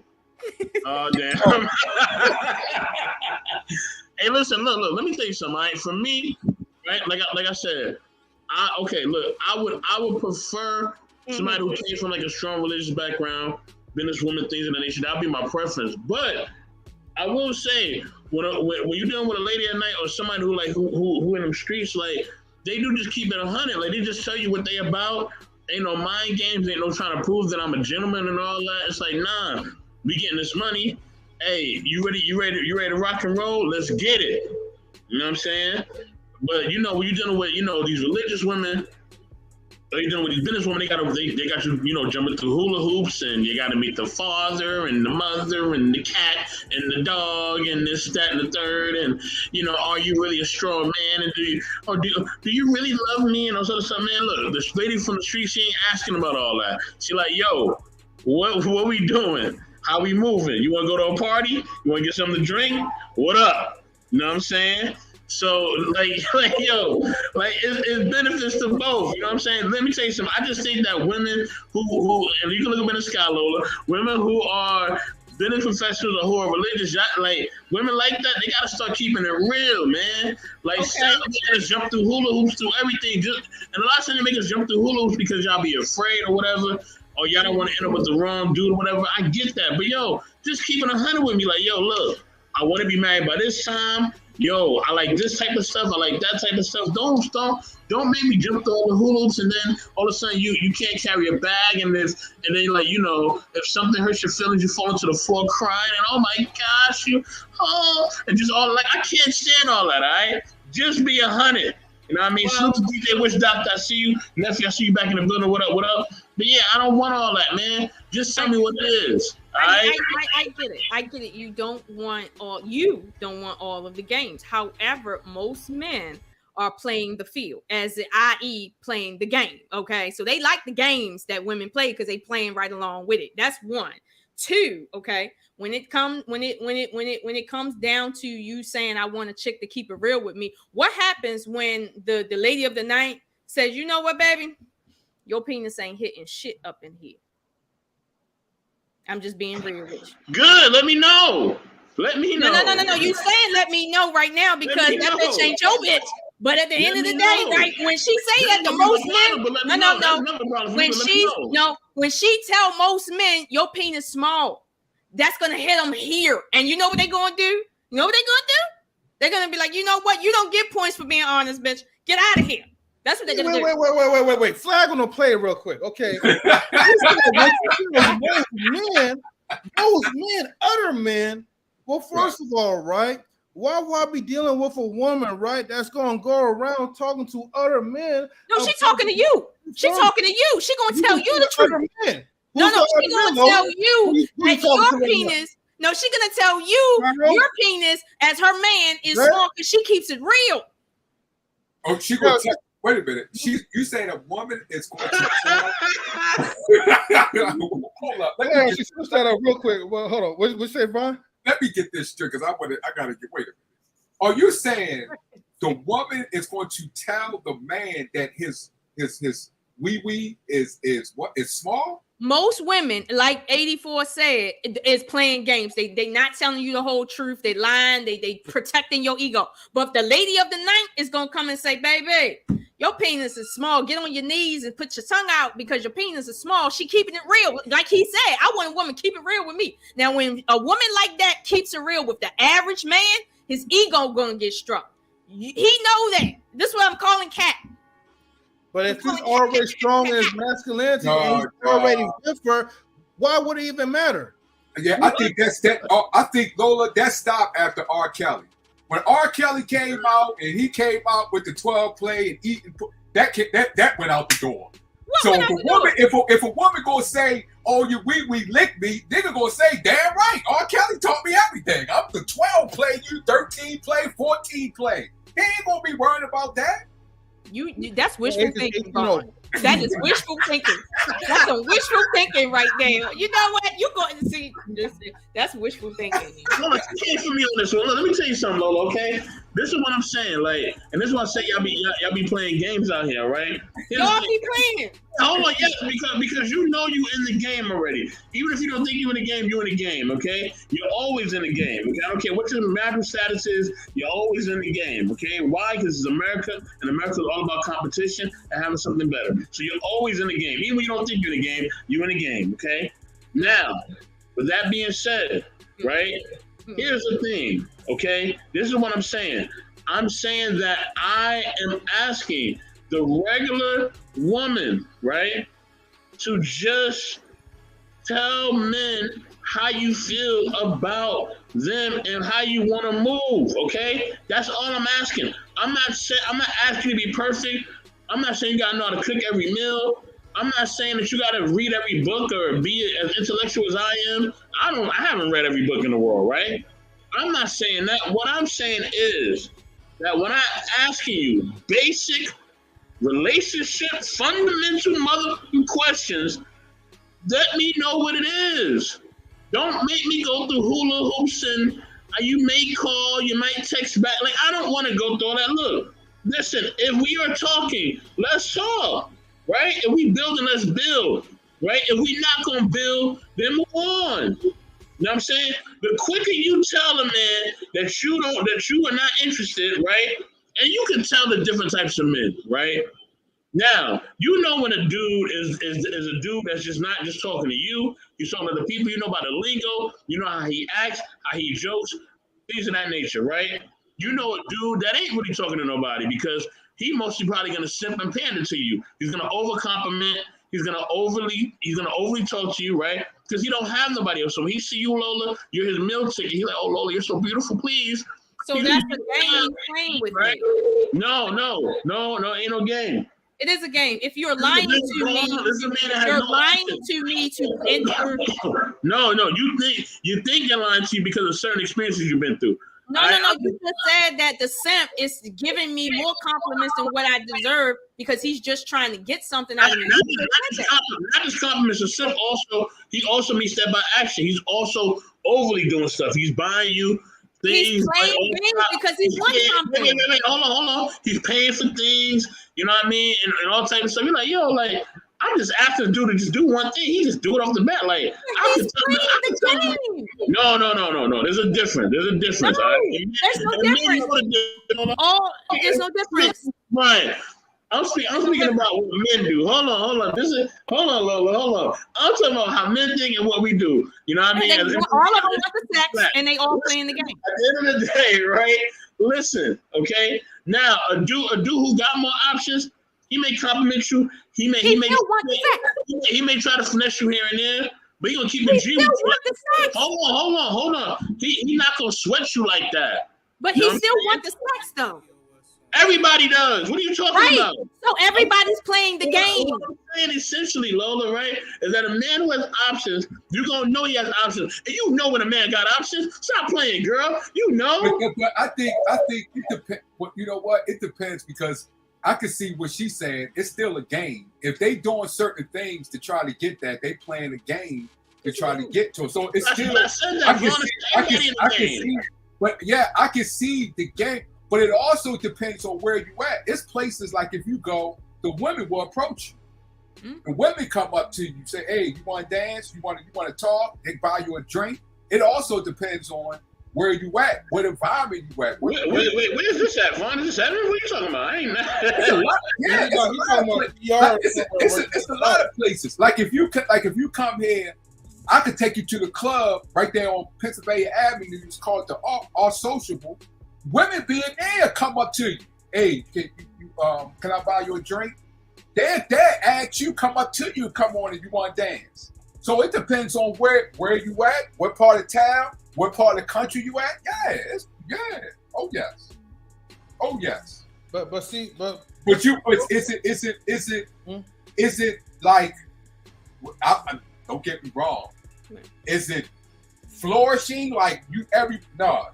But it is a lot of places that women will come up to. It's a lot of women like I'm getting tired of that. Like what you saying? I'm getting tired of that game. Wait for a man to come and do this and do that. I'm going to do it. There's a lot of women that's like that. Well, you know what, Vaughn, to your point, you are right as far as like there are places where the culture is different, right? However, even with that being the case, I'm gonna be honest with you, when women approach men, right, it does something to the relationship in most instances where it's like if a man doesn't choose you and you choose him, but he hasn't chosen you, and now you serve as something he can get into, but he didn't really choose you. I haven't seen where that works out. That's because I've seen it that it has. And that's because when she did approach and she still didn't do things what she needed to do after she approached. It's still things that you must do after you approach and look at and see if this man is liking you as well as you liking him. But yes, I've seen relationships that a woman approached the man and it worked out. I have seen that, witnessed it. It's like I said, you know what Pennsylvania conspicuous places seeing a lot of things. I just want to say that. Hold on, Lola. Hold on. Vaughn, we letting her off the hook, Vaughn.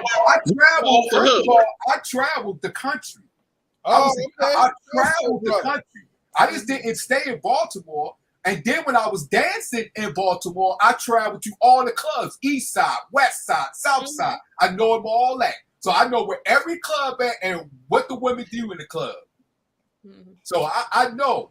So, and when I traveled, I went to different clubs, different neighborhoods and stuff like that. Look at her face. Look at her face. Don't get it twisted. Vaughn didn't stay in no one place. I traveled and I wanted to see different cultures. Well, yeah, well, like you said, there are some, very little, that do work out, but that is another exception to the rule. Right. I'm not saying it's like I said, flourishing that you want everybody's like that.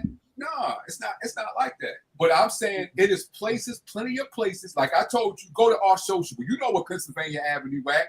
Pennsylvania North. Go to our social up there. You'll see it. Listen, no. Here's the thing. You know, I can't go to that club.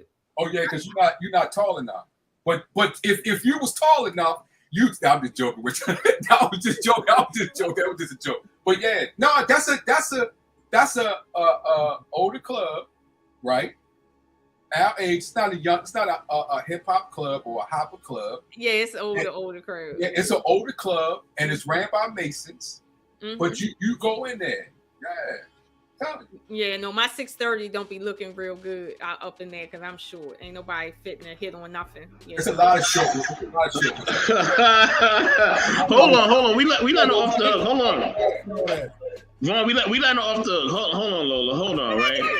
Because you're saying, right? You saying essentially that you don't know when you meet a man that he has options. Right. You know he has options. Come on, Lola. When you meet a guy, right? You start talking to him. You don't know he has options or not? Oh no. Now this is a okay. Yes and no, right? And the reason why I say yes and no is because most people that look attractive, right, get people attracted to them. They don't have to really look very far to get somebody, right? If you look attractive, I know people are always trying to get at you, like for real. However, a lot of attractive people struggle to keep relationships. So therefore, the real question is, do they have options if they can't keep shit? For instance, if you went fishing, right, and you got good bait, but your hook is so weak that you catching fish, but you can't get nothing in the bucket, like nothing in the bucket. It's like, I mean, that's do you got fish options or no, sir? Well, Lola, that's an easy answer because you gotta think about it. That's pretty much women. Women go through that. Women have a whole pool of they have a whole pool of options that they can attract, right? You guys are like the biggest magnets. However, right, the problem is a lot of you guys can't really attain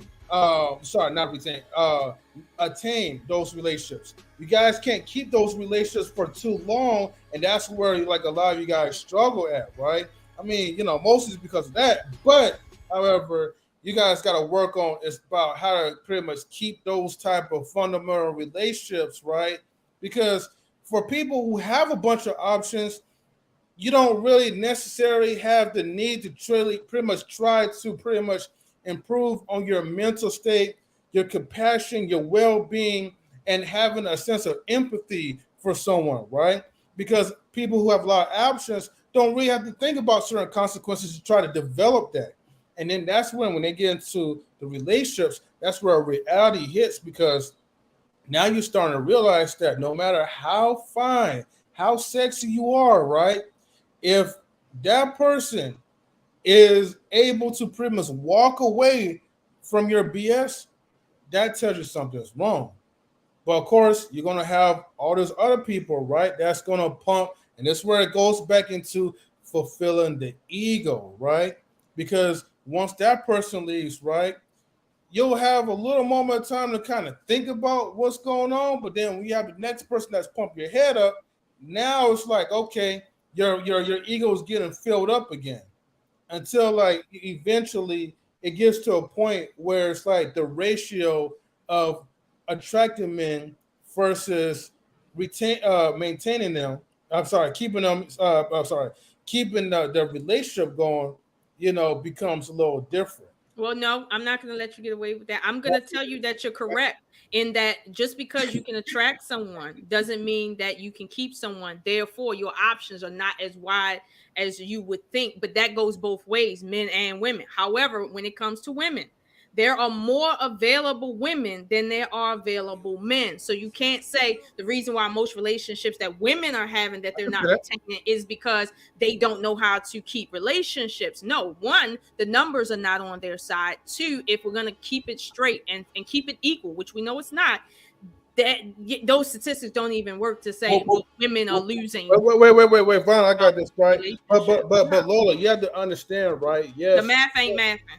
Okay, you know, 2 + 2 = 5 to all of us in society. Okay, it will never equal. No, your math ain't right. The problem is, no. The problem is, and nice try, right? The problem is that you could have, let's say, the ratio 5 women and 3 men, right? Okay. Now, of course, you know, there's more women, and then there's less men. Mm-hmm. So you would think, out of those 3 men will walk away with 3 women, and those other 2 women will pretty much leave with no one. No, that's not how it is. The However, 3 men, hold on, I gotta get all 3 men. Hold on. You know what I'm getting about. Hold on. No, you said it. You said 3 men to 5 women. All 3 men are trying to conquer all 5 women. So each man wants to have sex with all 5 women. Don't try to break the math now, right? Don't try to break the math. Each man wants to have sex with all 5 women, but they're only going to choose one. They're going to have sex with all 5, and they're going to choose one. Right? Let me get some point. But they don't want to choose all of them. They just don't want all of them. But they're going to have sex with all of them. I'm trying to say. Depends on the man. That depends on the man. Okay. So, anyways, like I was saying, right? So all y'all goody 2 shoes. That's what you're saying. But Lola, you know realistically, right? Wait, hold on. But Lola, you know realistically, if you had one beautiful swan and you had 4 ugly ducklings out of the 5, right? Those 3 men is going to be pushing themselves to try to go after that one person. No, they not. Go after. That's a lie. That's not a lie. That is a Malcolm X lie. I'm telling you from the mental, Lola. That's a lie. What we think. Men will have sex with ugly ducks, ugly swans, ugly rabbits. They will have sex with ugly ants. Not me. They will have sex with ugly everything and still say it ugly. depends on the man. Yeah, that's true. That's true. It depends on the man, though. It depends on the man. The exception to the rule does not make the rule, Vaughn. I don't know how many times I'm gonna get one over on you every time I say that. But you don't know every man. You don't know every man. Most men are gonna try to have sex with all the ugly ducklings as well as the good. But hold on, Lola. That's a point. That depends on the man, Lola. You know, because and that's most men, not all, but most. But hold on, Lola, right? But hold on. The reason why you're not understanding because Lola already kind of tried to flip whatever I was trying to get to the point. The point is, right? A lot of these times, right? See, the mentality of most men, right? And I'm just using those 3 men and those 5 women as an example, right? Most of those 3 men, right? They're religious men. That there's more women than men. They're gonna be the ones that's still gonna be pursuing and they're still gonna be chasing. Some of these women, right? Those 5 women is still gonna feel the need that they don't need to work hard enough to try to maintain those 3 men. You know what they're gonna want? They're gonna want that one exceptional type of man. All 5 of them is gonna fight for that one man, that one person. Okay, can I say something? Can I say something? Okay. I just try to confuse the audience. No.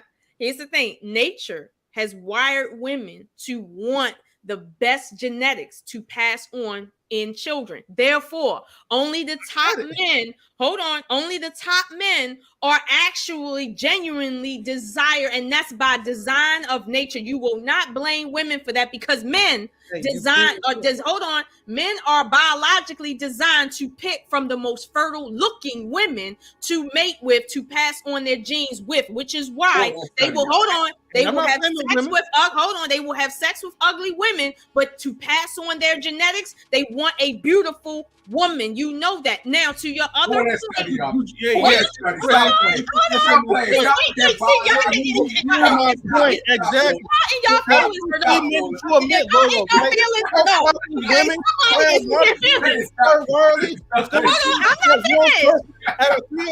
not gonna be like, oh well, you know what? I'm not finished. I'm about to help you out. Let me help you out. Let me help you. Wait, let me help you. I'm trying to help you. Okay, the best way I can out here from West Baltimore. Okay, let me tell you something. Lola playing. I'm telling you, she's playing. I'm so serious. I am not. I'm serious. What I'm saying is we are agreeing. What I'm saying is this, right? Each those 3 men biologically are wired to have sex with every woman there, each one. Now, they're only going to choose the best of the 5 to have a child with. However, each one they have sex with, I don't care about they wasn't going to be with regardless. So it's not a matter of the woman losing the racial relationship and she's not able to keep it. They never wanted a relationship with her. For the beginning, they only wanted to have sex with her. And the way women are wired, when you have sex with them, they want to cultivate a family with you. But if you never wanted to have sex with them as a man and you lay down, it doesn't matter what they do. That's not what you wanted. And y'all know most men can lay down with no feelings and get up with no feelings and stuff like that. So why would you say, hold on, why would y'all say, wait a minute, hold on, let me talk. Wait a minute. I'm gonna let you cook, but hold on. Wait a minute, I'm hot. See, y'all trying to derail me. Wait, why would you blame the 2 women, right? Who literally it's extra for not being able to keep a relationship when there's no wait a minute, hold on. There's no physiological way for them to be blamed for not keeping because the numbers are not on their side. Why would you do that? But hold on, you went to saying that those 5 women are only interested in one of the 3 men. That's what you're saying. But however, all 3, hold on. All 3 men have fucked all 5 women somehow. Lola, stop playing.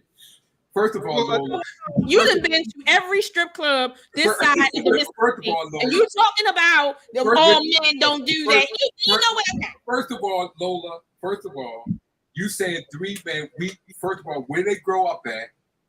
Where they grow up at? What type of environment? They grew up in M3's backyard. Okay, M3, where'd you grow up at? Because I need to know where'd you go. What type of environment that you lived in? What was you taught? You just said 3 men. 3 men from where? Are they from Flatbush? They from Brooklyn? Look. I'm not gonna go to all of the details like that. Thank you for agreeing to my point. You pretty much just wanted to say in your own version, so I respect that, right? But again, right, it don't matter if you're from Baltimore, it don't matter if you're from California, it doesn't even matter if you're from Louisiana. The point is, right, if you put those groups of men, right, the 3 groups, the 3 men and the 5 women, right?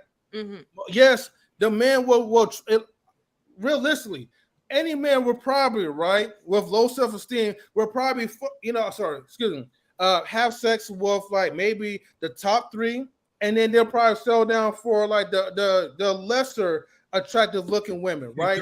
What did you just say? M3, you just said something big and just did it like kind of so. You said low self-esteem. Yes, then yes, that right there, but still. All men do not have low self-esteem. So it does matter. It does. You might have a man from Louisiana that doesn't have low self-esteem. He's not going to try to hit all this because you know why? He don't need to. Well, yeah, exactly. But that was my point. If those 3 men, let's say all 3 of those men have low self-esteem, right? Okay, because Lola said that they will have sex with all 5 women, right? Okay. And of course that will happen. And the only reason that will happen because those 5 women, right, that outnumber the man will still think, right, they don't need to let's say logically say okay, well, there's 5 of us, right? We need to go ahead and grab these men as much as possible before the last 2 is with no man. Those women, right? Let's say their self-esteem is very high, right? I'm not even gonna say delusional. Let's say their self-esteem, ego, whatever is high up through the roof. Those 5 women will not care if those 3 men are in the building, as long as out of those 3 men, one of them, right, is more superior than the rest of men. So basically, if that man has already got his life together, those 5 women will probably be willing, if optional, they would rather share with one man versus trying to snag up the remaining 2. The vast majority of women do not want to share their love interest with another woman with 2 territorial. That's why I say it depends on where you at. Right. I can take you down. I can take you 2 places down south. One Georgia, and the other one Louisiana, I can take you there and show you where they are straight willing to share. And I have talked to one guy, the man was like, they better not cheat. They better not go to no other man. Yes, or they, guess what? They will toss him in the bayou. They will toss him in the bayou. I'm telling you. But Vaughn, you have women in an unnatural circumstance where there's an extra circumstance of shortage of men, or let's say straight men, and now women are at a point where they're like, my time ticker is moving up. I want children, I want a relationship, and they already know the numbers is not on their side.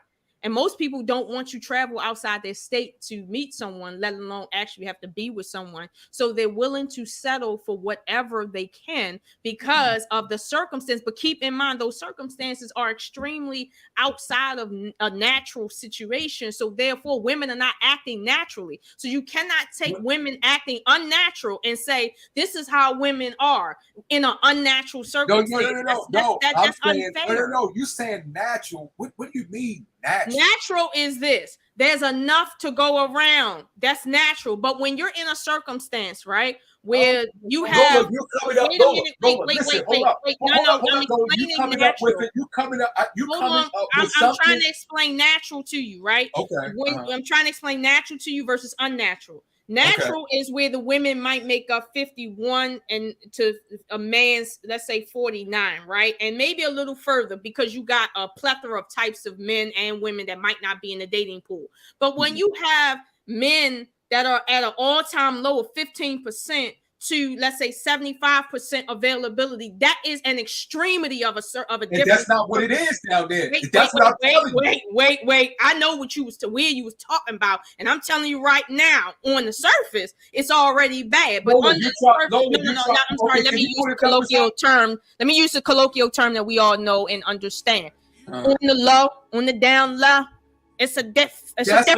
That's it. You're talking about the certain area in there down in Atlanta. The way women act when there's a scarcity of men is not the same way they act when it's a natural amount.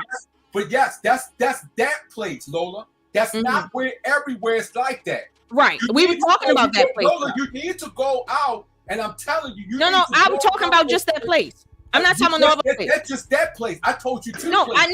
That's what I'm. She got the microphone. Okay, but I'm agreeing with you, Vaughn. Vaughn. Wait a minute, Vaughn. I'm agreeing with you that I'm not talking about no other place, but my point is you cannot take any specific group of women operating in an unnatural circumstance and apply that to all women across the board and say, I did not apply that general. I said it depends on where you at. Okay. I did not apply that general. So wait. But you cannot say what you're trying to apply that it goes there because you have not been there. Wait a minute. Hold on. You don't have to go someplace to know a thing. Sometimes you don't have. But you still cannot say that. Take yours. What you're saying, if you have not been there, you may say it like that there because you had that experience. Are you understanding my point? Because I'm not making a point about my experience. I understand your point, but you still. What is my point? Your point is in an unnatural state where it's more women than men, you will find that there. Yes, you will. What I'm saying is just because you saying that doesn't mean that it applies there because you haven't took the statistics there. No, okay, Vaughn, I don't need to take statistics. I'm telling you, and let's flip it to men. When you find males, whatever you want to call it, operating in an unnatural circumstance that's not natural to them, you cannot apply whatever they are doing to survive to the general population of how men operate. You can't do that. You cannot do. No. Let me give you an example. If males are in a society where they're penalized for not acting like females, can you sit here and talk about the nature of males based on that population? Exactly. No, right? So here's the thing, and this is my only point. This is my only point. When you say, well, there are women that are, because M3 said women will share men, right? And I said, hold on, women only share men based on their nature when they have to, meaning when they're operating out. Hold on, Vaughn. when they're operating outside of nature, and there could be a plethora of circumstances that can create that, like this right here. Okay, so But wait, you gotta listen to the point before you try to rebuttal. You keep on saying it over and over, Lola. I haven't said it over and over again. Yes, you have. You keep on going back to statistics or something. I haven't stated a statistic yet. Okay, but you're trying to put your thing where you believe that it applies. I'm not talking about what I believe. Okay, so where did you get that from then? No, I'm telling you, as a woman, okay, sir, as a woman, the way we operate is we conform to the circumstances. However, the way we conform to the fact that we conform to circumstances is natural. But what you see us do in different circumstances, and in this one we're talking about, which is an unnatural circumstance, that is not to be misconstrued without Nate. Hold on, Vaughn. That's not to be. Hold on, Vaughn. Let me finish the sentence. That's not. Wait a minute, Vaughn. Let me finish a sentence. That is not to be misconstrued without nature, as M3 just made a mistake and did. Okay. First of all, we're not talking about nature. That's what M3 is talking about. We're not talking about nature. Yes, he is. We're talking. Yes, he is. Okay, I let you talk. Let me talk. I let you talk. Let me talk. Ask him. What you're doing. Ask him. What you're doing is. Ask him. What you're doing is the wrong way. No, ask him. Ask him, was he talking about the way women operate, or was he talking about somebody specific? Ask him. Lola, I'm talking to you when you bring it up as far as women acting a certain way. Okay. He brought that up, Vaughn. Lola, let me talk. I'm not talking to him. I'm talking to you. You need to be talking to him because he brought it up. You're the one who said about I'm talking to you because you're the one who said about women acting a certain way. Yes, I'm the authority on that one. So let me talk. Let me talk. You're talking about one thing that a woman do. You didn't talk about the rest. You didn't talk about. We're not talking about that. A woman would accept in that type of environment because that's the culture. That's what they do. You brought it up with one part. Okay, so let me bring up another part then that women do. They accept of the environment of the culture that they in. It doesn't matter. It doesn't matter if it's because it's less men. No, they don't care about that. Okay. They care about because you said you're telling me what women care about as a man. Yes, because I've dealt with. You're telling me as a man what women care about inside their biological bodies. That's what you're doing. Yes, because I talk to. How can you do that when I can't do that with you because I'm a woman? It's a woman. My sisters are women. No, I get that, but how can you as a man do that? Think you know all women. You don't. Vaughn, I'm not talking about knowing women. I'm telling you, I am a woman. So I can tell you something that came from a woman. Vaughn, there's certain things. Vaughn, you are talking about women from your observation. I'm talking about women from my actual being a woman. I'm telling you stuff that a woman told me. So I'm telling you, okay, let's switch it. Okay, let's switch it, right? Because as y'all say, women, some people lie, right? Let's switch it, right? M3 made a comment about how women operate, period, right? And I'm saying he can't make that statement about women operating this way, period, because that's not the circumstance. It's other things happening that cause people to act that way. Now let's flip it. Let's talk about the Islamic culture, something I'm intrinsically understanding of, right? Let's talk about the polygynous culture of Islam. Now, when you hold on, if you've ever been inside of the traditional Islamic culture, right? Now, respect the conversation. If you've ever been inside of that and you've been close to polygyny, as I have, right? What you know is these women do not want polygyny. They are sacrificing their own nature for the sake of their religious convictions. That is what they are physically doing. They are going against their own psyche and saying, regardless of how I actually naturally feel, I'm going to do this because I want to please my deity. That right there is an unnatural situation that women find themselves in, to which they are saying, I will allow this because of that. That is unnatural. They are having a natural response called jealousy inside of the circumstance. And if you read the writings, wait a minute, M3. If you read the writings of the prophet, you will see in the hadith, it talks about the nature of women is totally against polygyny, but for the sake of Allah, they will do what they're doing. So the prophet even made clear that their nature is not to be under that constriction. However, people are doing that because, like you said, that is, hold on. Like you said, it is the cultural way. But just because women are following the culture does not mean that that's what they want.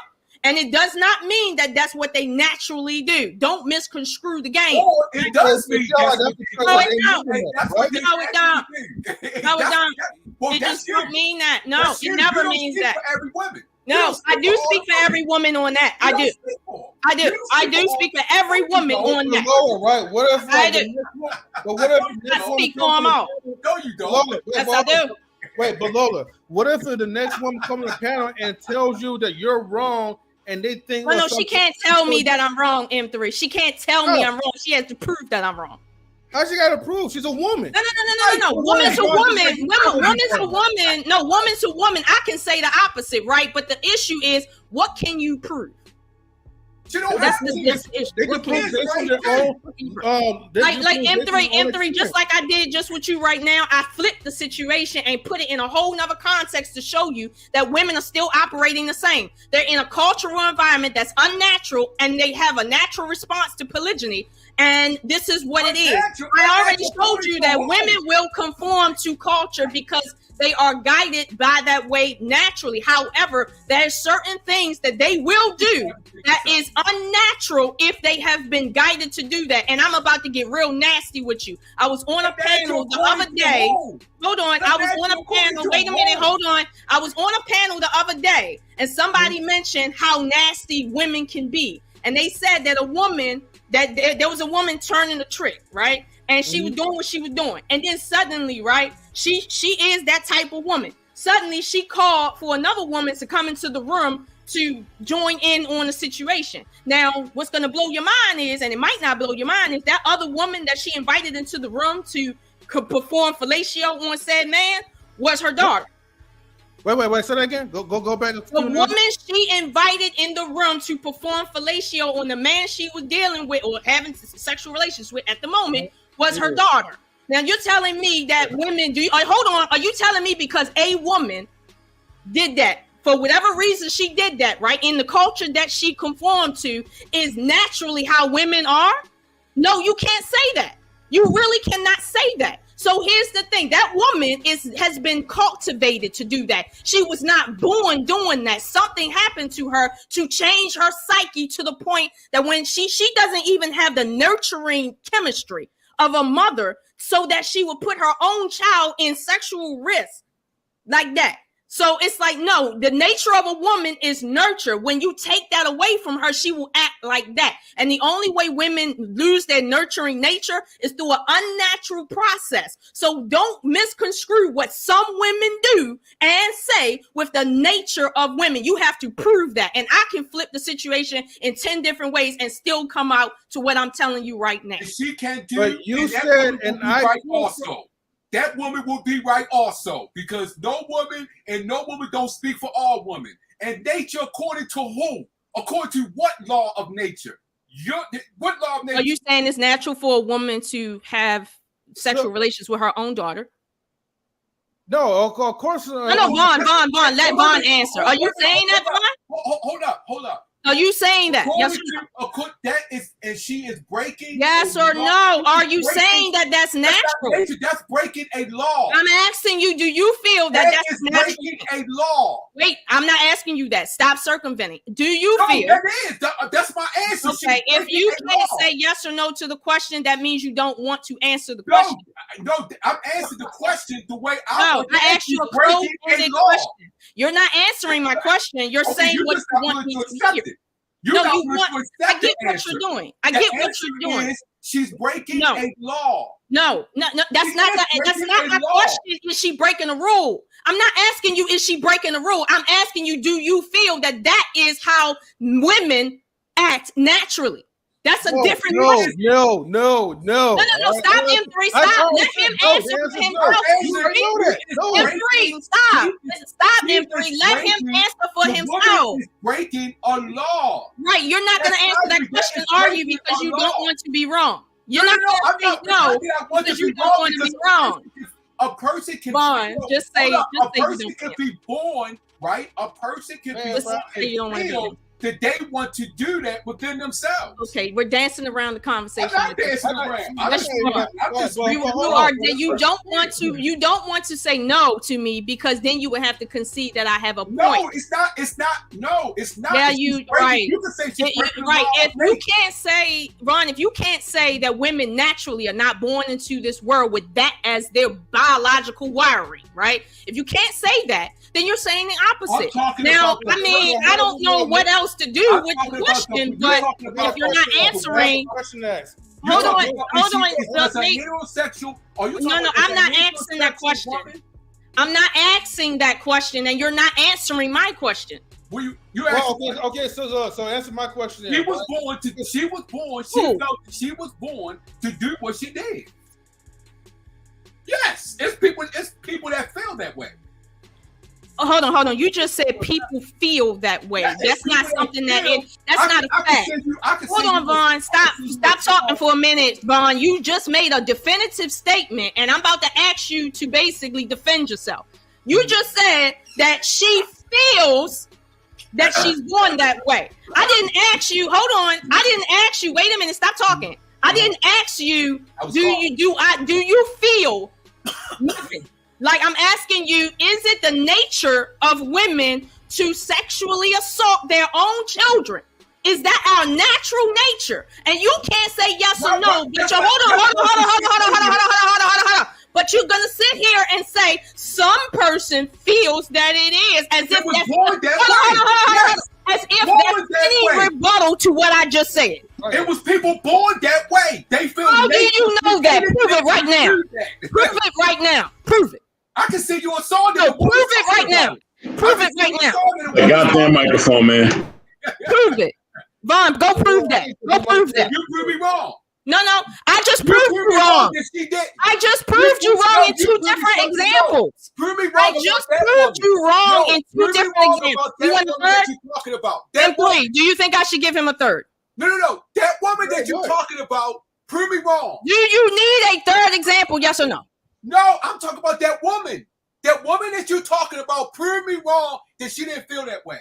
No, I'm not telling you. Hold on, y'all. I didn't tell you how she felt. I didn't tell you, oh, this woman felt like this. Nobody said how they felt. I'm not arguing who felt what. I don't care who felt what. There's a lot of feelings that change. Wait a minute, Vaughn. I'm not asking you how do people feel about different things going on and theoretically and shit like that. I didn't ask you that. I asked you, is it the nature of females to sexually assault their own children? Is that our natural nature or not? And you hold on, and you still haven't said, hold on, wait a minute, and you still haven't given me even your opinion of yes or no. Let me tell you right now. I'm saying nature in her created her that way. So okay. Let me concede your point to show you how ignorant it is. Let me concede your point. So basically, everything that happens is how we're supposed to naturally be. Correct, right? Because nature made her that way, right? I'm about to walk you down off a cliff right now. Say yes. Go ahead. No, say yes. That nature.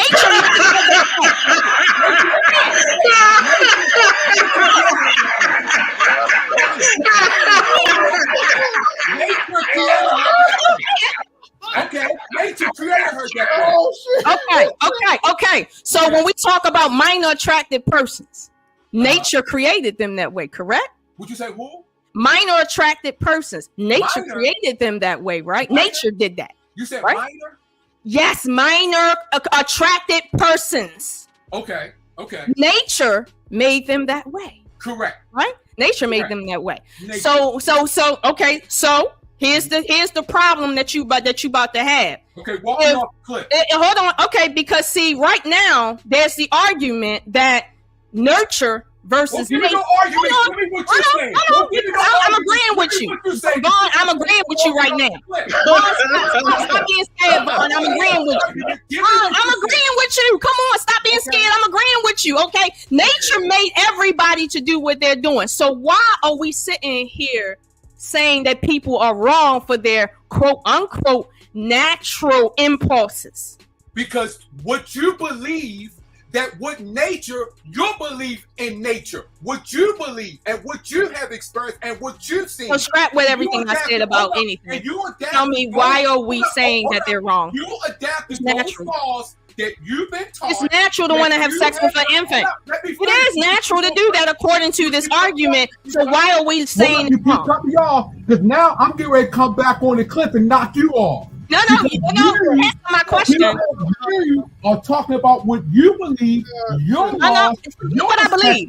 Answer the question. And what forget what I believe. I didn't just express to you what I believe. You do not know what you're talking about. I didn't say that I believe what I just said. I just repeated you. You're muted, Osha. You're muted, Lola. I'm not muted. You're not muted. Oh, I couldn't hear. No, you just talking.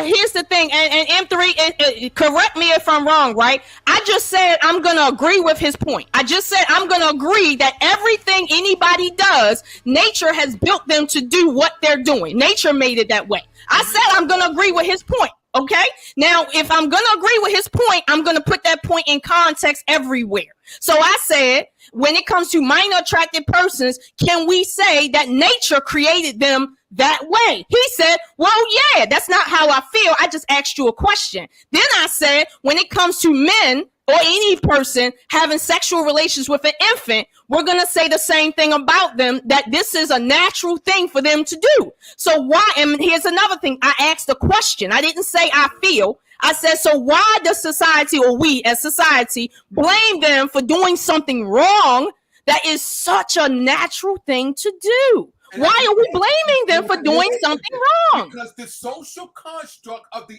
ideology that you live in adapted those rules and believe, since it's out the norm, they believe that is not natural.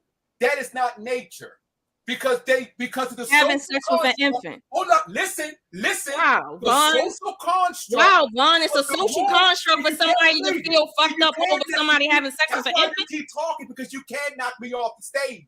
Oh my God, yo! I think I'm gonna leave you right here. That's why you agree with me. No, I agree with you because I'm right here. Because I'm right here. You know what I'm saying? No, I don't know what you're saying. Hold up. Let me slow it down for you. Slow it down. Social construct that we live in nature laws, what they perceive what nature laws is, and anything outside of that, they label that as unnatural, like what you're doing. Do you understand the words that's coming out my mouth? No, I know, because you don't. See, I'm back on the cliff, and I'm on this cliff. No, I don't understand. No, I'm going to concede that I do not understand the words coming out of your mouth, because what you're essentially saying is it's a social construct for a man to feel like, I can't watch another man have sex with an infant. You're saying that should be how men should feel. They should feel okay with that, because it's a social construct to feel like that's wrong. It's a social construct. It's not. Hold on, Vaughn. I let you talk. It's a social construct. It's natural for a man to do that and another man to watch and not feel anything, right? That's natural. It's only the government. Wait, M3, hold on. What I'm saying, M3, is what I'm conceding that if Vaughn's saying, wait a minute. If what Vaughn's saying is true, that everything is natural, that everybody does, and it's a social construct for you to feel any kind of way in any way against anything that anybody does, then what we're also saying is when you see a man or woman literally raping an infant child, if you have any feelings about, hold on, M3, if you have any feelings about that, That's not a natural response. That's what you have been, let's say, concocted to believe based on the white man and the white man for real. And that's not natural. That's not natural. It's a construct. Is it It's a natural? construct. Is it natural for No.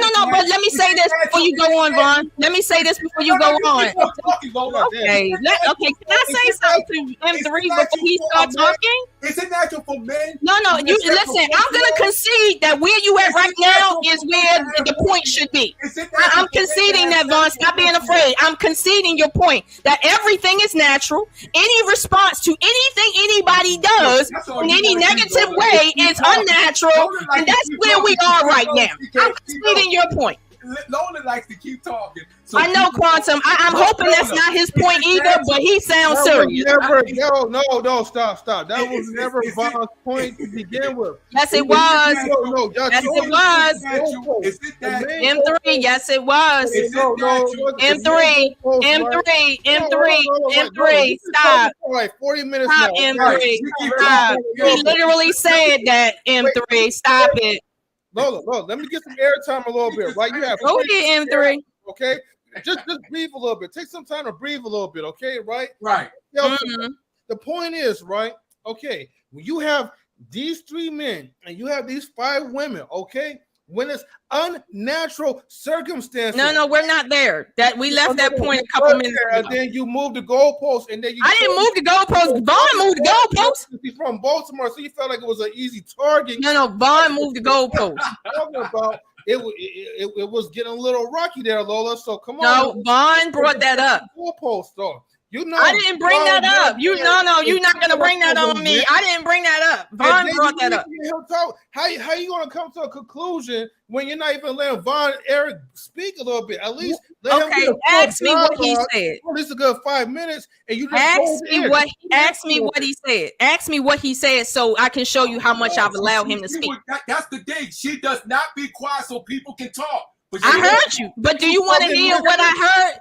Do you want to hear what I heard? You don't give a person a chance to talk. You want to hear what I heard? I want to hear what Vaughn said. I want to hear what Vaughn said. So if you didn't hear what he said?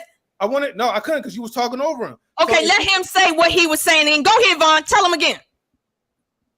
Thank you. Go ahead, Vaughn. What you want to hear? Okay, just like she sprung up natural. Is it natural for a man to have sex with a 14-year-old girl? No, an infant. I didn't say 14. I said an infant. Now you go an infant. 14-year-old. No, I said infant in the beginning. So it's natural. See how she cut it off? See how she cut me off? Is it natural? Roll that tape back. Roll the tape back. I never said the word 14. Hold up. I never said the word 14, Vaughn. You see, she won't let me prove my point because she knows. Don't prove your point based on a lie. That's why you see how she's moving the goalpost. But you can't prove your point based on a lie. For a grown man to have sex with a 14-year-old girl. I didn't say nothing about 14. I don't know where you pulling the number from. The point is, it's natural.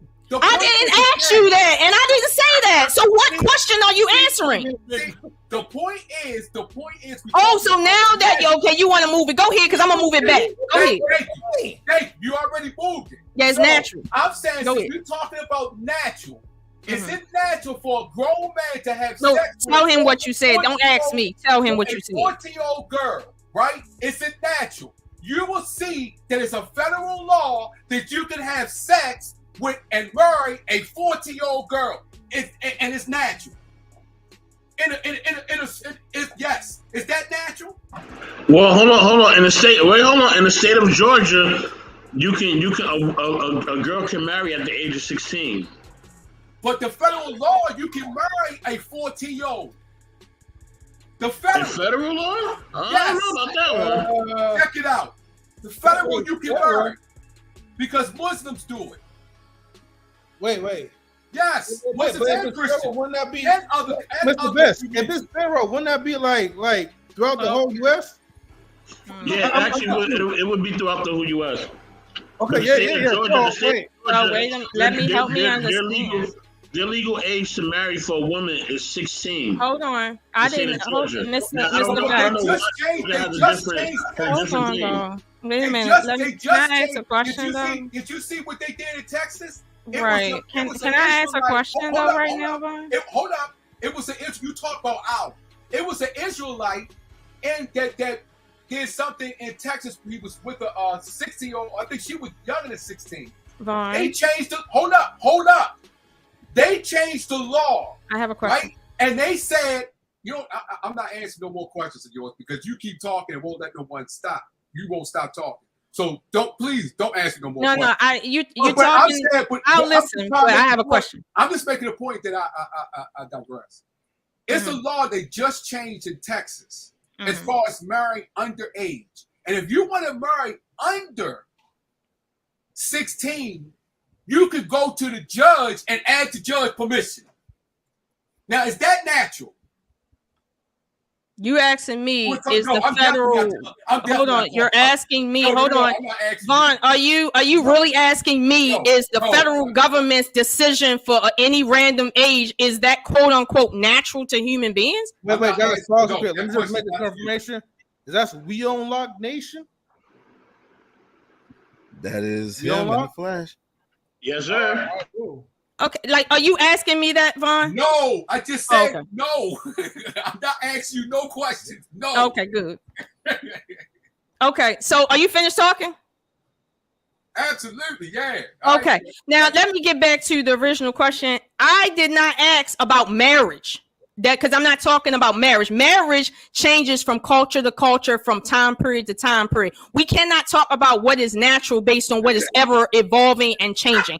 I am not speaking about marriage right now, and I wasn't speaking about marriage before. I specifically asked you, is it natural for a man to have sexual relations with an infant? And the question was yes or no. You said, as essentially, if the law allows it, then it's natural. And we all know the law have allowed us to become property. Is that natural? The law said you was not a human being. Was that a natural idea in people's mind that you were not really human? Because the federal law said that, right? You're putting nature on the U.S. federal government of all people.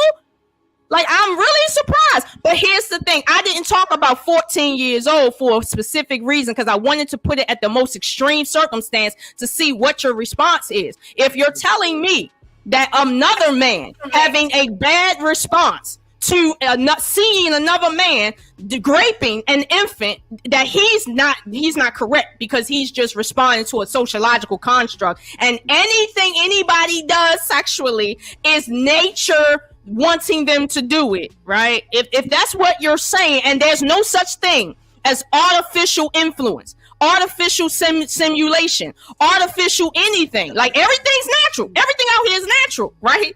Then if you're gonna make that argument, right, I'm gonna need you to scientifically say that, not legally say it, scientifically say it. Okay. That's what I'm gonna need you to do. This is why the argument. This is why she loses the argument totally. Because she just brought up and she skipped right over the part as far as the 14-year-old. She talking about I skipped over that because I'm not concerned with that. Is she gonna say, they married? Correct. I skipped over marriage. You're right, Vaughn. I skipped over marriage and 14 because that wasn't the top conversation. I skipped over that because you're open to that. You are open, Vaughn. You're open to explaining that, and I can give you that credit. Vaughn, you said you was done talking, okay? I gave you the credit that it's okay for you to talk about marriage and 14-year-olds. I'm okay with that. I'm okay with what you said about all of that. However, that is not my conversation. Even though I'm listening to you, I have never said anything about 14-year-old girls, and I never said anything about marriage. I'm okay. Wait a minute. Okay. Wait a minute. Let me go to. Wait. No, Vaughn said he was finished. No. Right. Let me go to what she was finished because she stopped. So that's why I jumped in. She's going to go on into as far as nature, but she's just going to ignore because it's a lot of places throughout this world. Hold up, throughout this world, it's younger than 14. You got places in other countries they have sex with 12. Is it nature? Is it part of that law?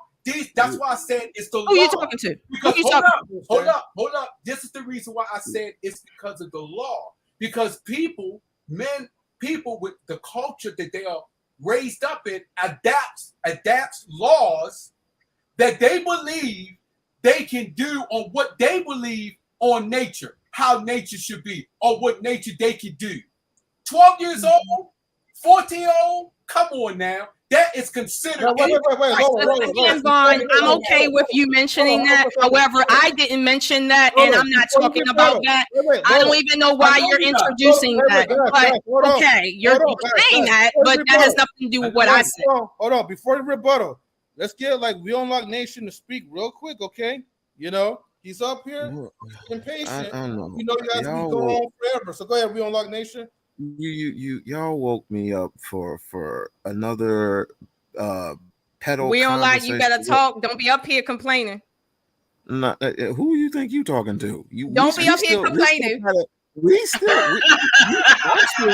stronger than you, so relax. Just relax. All right. But at any rate, in a real serious matter, are we still talking about other cultures and what okay, what about what we do here in the United States of America? What is the law for marriage? What is the age law, the age limit for being with somebody? What is the age limit? We're talking 18, right? Okay, we don't lie. Right now, the original topic of this stream is: does family really matter? I heard woman. I heard 14. And you're asked the question, 14, and I'm answering you. I heard 12, and now, and I heard culture. And then I also have I have a nitpicking with you also about marriage.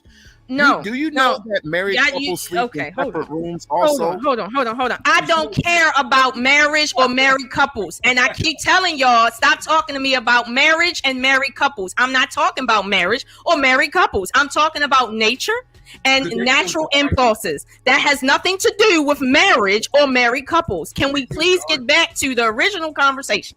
It kills your argument. It doesn't kill an argument. That's part of nature, the laws of nature that people adapt. You want to ignore that because it kills your argument when you're talking about nature. Okay, that's Vaughn, why you say, let me ask you a question. Vaughn, do you adapt to nature or is that naturally how you are? I thought there was a difference between law and nature. I thought it was too, but according to Vaughn, no. So let him answer that question. Isn't nature guided by laws? About nature. Isn't nature guided by laws? You mean U.S. laws? No, nature itself. You mean nature Islamic laws? Does nature itself? You mean Asian laws? Is nature guided by Asian laws? Okay, all right. Nature is guided by laws. Okay, I asked you the question. Science will tell you nature is guided by laws. That sounds too anecdotal. What? Science will tell you nature is guided by laws. And what law says that a man having sexual relations with an infant is natural? Which one? And what law does it say a man having sexual with a 14-year-old or a 12-year-old? I'm not talking about 14-year-olds. I'm not going to sit here and debate that with you. I'm asking about something specific, Vaughn. It's the same thing. I'm saying it's the same thing. It's the same thing? Yes, because it's hold on. Let me be clear. It's having sex with an infant. It's the same as having sex with a 14-year-old girl. Hold up. You should not be having it at all, a young person. Baby, 14-year-old, 10 years old, why not? 11 years old. Why not? Why not? Whoa. Why not? You say, why not? No. She's making a point. She's making a point. The laws of what man adapted that they say you should not. Okay, say that one more time. The laws, when it says when you got the woman to see if she is ready to be sexually or anything, they go down on her to see that? Okay, I'm a little confused as to when you say the laws. What laws are you? Listen, do they not go down on a woman? Who? Right? To see men or anyone go down a woman to see if she's ready to have sex. I'm the honest, I don't know anything about that culture. I'm not from that culture. I don't know. Why would that even matter, Fawn? Why would that because even matter? That's because men do that to see what nature shows them. White people? You're talking about white people, right? No, they doing it in other cultures. They doing it in other cultures. They don't do it just in white culture. No, they doing it in other cultures. And don't say it's not prevalent in Islamic culture. Please don't say it's not. No, they go down on a woman to cut her genitals off in certain Islamic countries. Yes, they do that. Is that natural too? I mean, is it? I'm asking you since you said Nate. You made Vaughn. You made the point. Okay. I'm gonna bring you back to your point. According to what they believe in, I don't know who they is. Who is they? According to the people that you said is going down. I didn't say anybody goes down. Did anybody on this panel hear me say somebody goes down? No. Okay, let me be specific since you want to go with some Okay. bad. But I'm whoever is going down on this girl or whatever to see what you're talking about. I'm not saying that. Okay. I'm not saying that. I've never seen that. And let me tell you something. If I go down on a woman, she better be torn up. Is it natural for them to do that? Took like a whole different turn. I'm like, okay. Is it natural for them to do that? First of all, she won't answer that. First of all, by nature, it's not natural to have sex, period. Exactly. So, but why would they do that though? Okay, so Vaughn, why would they do it? So Vaughn, why would they do it? You asked that question. Why would they do it? Now, here's the thing, Vaughn. You make the point that anything anybody is doing, okay, nature has built them to do that. That's what you said, right? Oh Lord! You know what?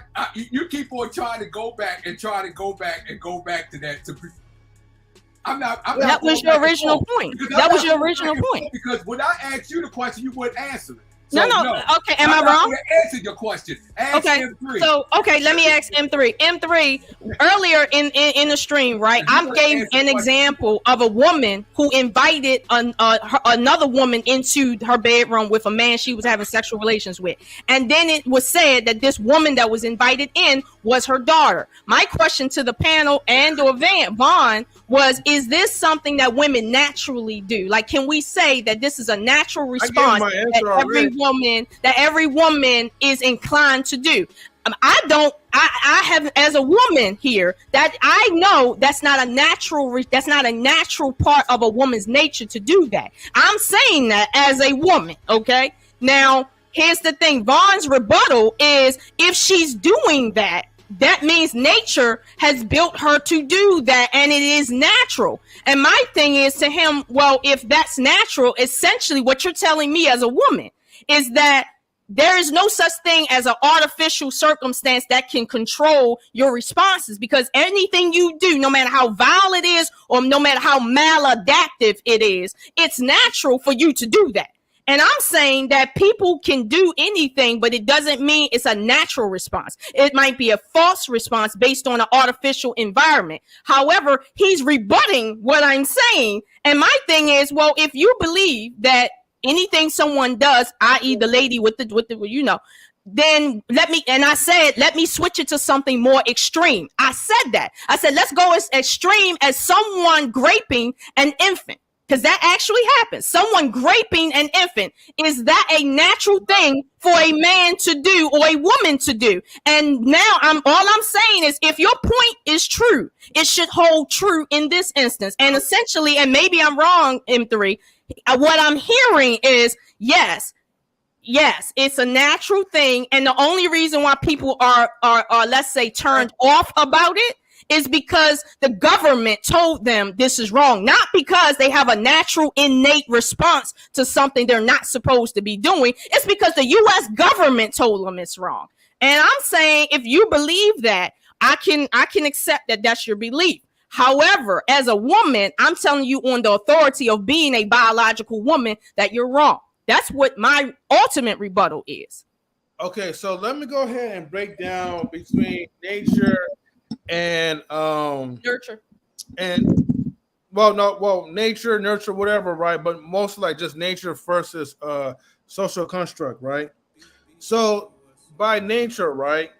If we compare things into animalistic type of mentality, right, where people go by instincts as opposed to consciousness, okay? And yes, I'm going to add nurture into it, because you did mention about women are naturally nurturing. So if a woman is naturally nurturing, right, and let's just say you have your children, a woman's nature is to protect her children, her offspring. She will damn near fight, okay, be in a like in a non-conscious type of mindset, right? When it comes to like anyone that's trying to put harm into her children. So, in other words, right, if a woman is doing that, we will deem it as something that is not, I said not natural. You know, I would say that is pretty much social programming because now it's been taught by another man or by a government or an entity to say, oh, we going to label it as it is okay and it's permissible. But also in the Bible says it's never beneficial. So by nature, right, you know, if a woman is acting accordingly, or just let's just say a parent is acting is not acting accordingly, right, by nature as far as like loving, nurturing, protecting. I personally, and I said this already in the beginning, it to me, in my personal opinion, because everyone else, right, you know, has their own opinion to it, but to me, it is not natural. Now, people wants to talk about what nature and natural, all right? We could go at different places around the world and where we are at and look at that and say that is unnatural. Things they do in tribal cultures. Now, she would say as far as how they cut the woman's genitals off. That's not, a woman do not come and say, you know what, I want my genitals cut off. Mm-hmm. They don't have that in their mind.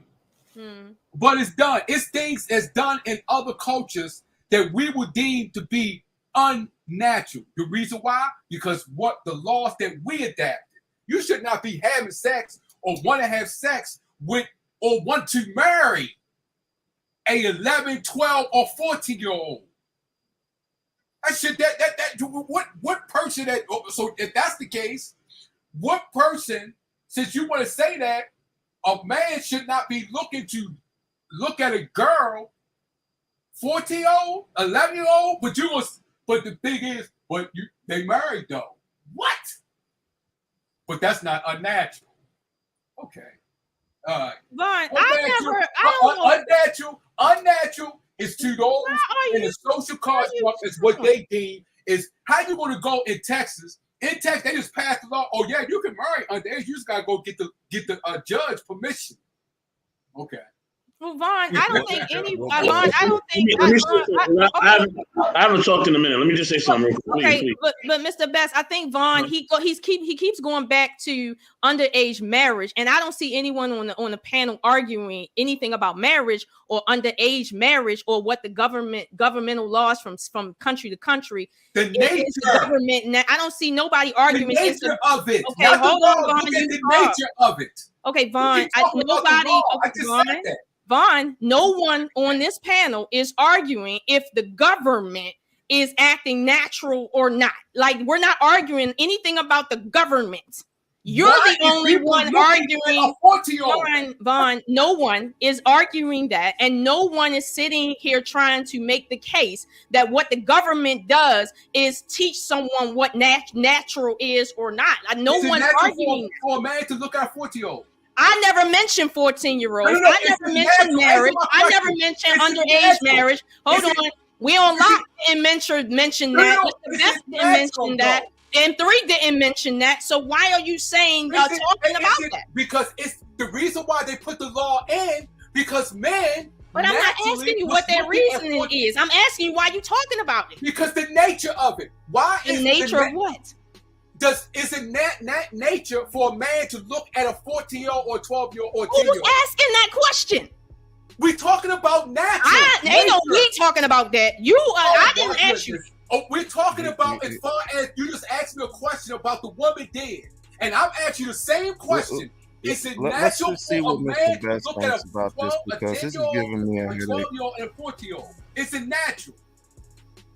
Is it What natural does for Mr. the Best think about government all this?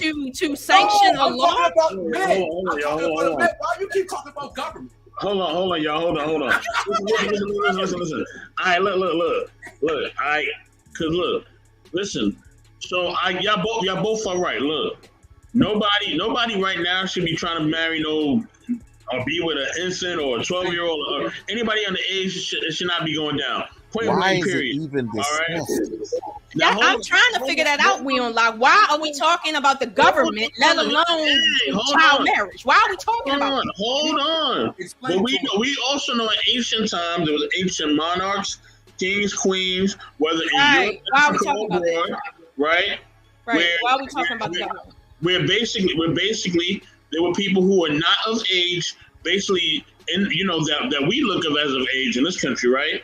They were not of age, and they were kings, queens, and everything else. Some of the pharaohs were were teenagers. Some of the queens were teenagers, right? That was the law back in the ancient Why times. are we talking about that no matter what year it is? Why are we talking about it? Hold on. He purposely Let's get to a specific point. Because now we live in modern times, right?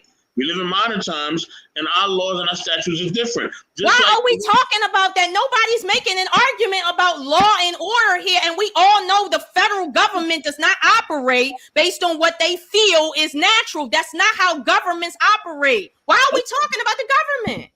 Because men are attracted to those type of women.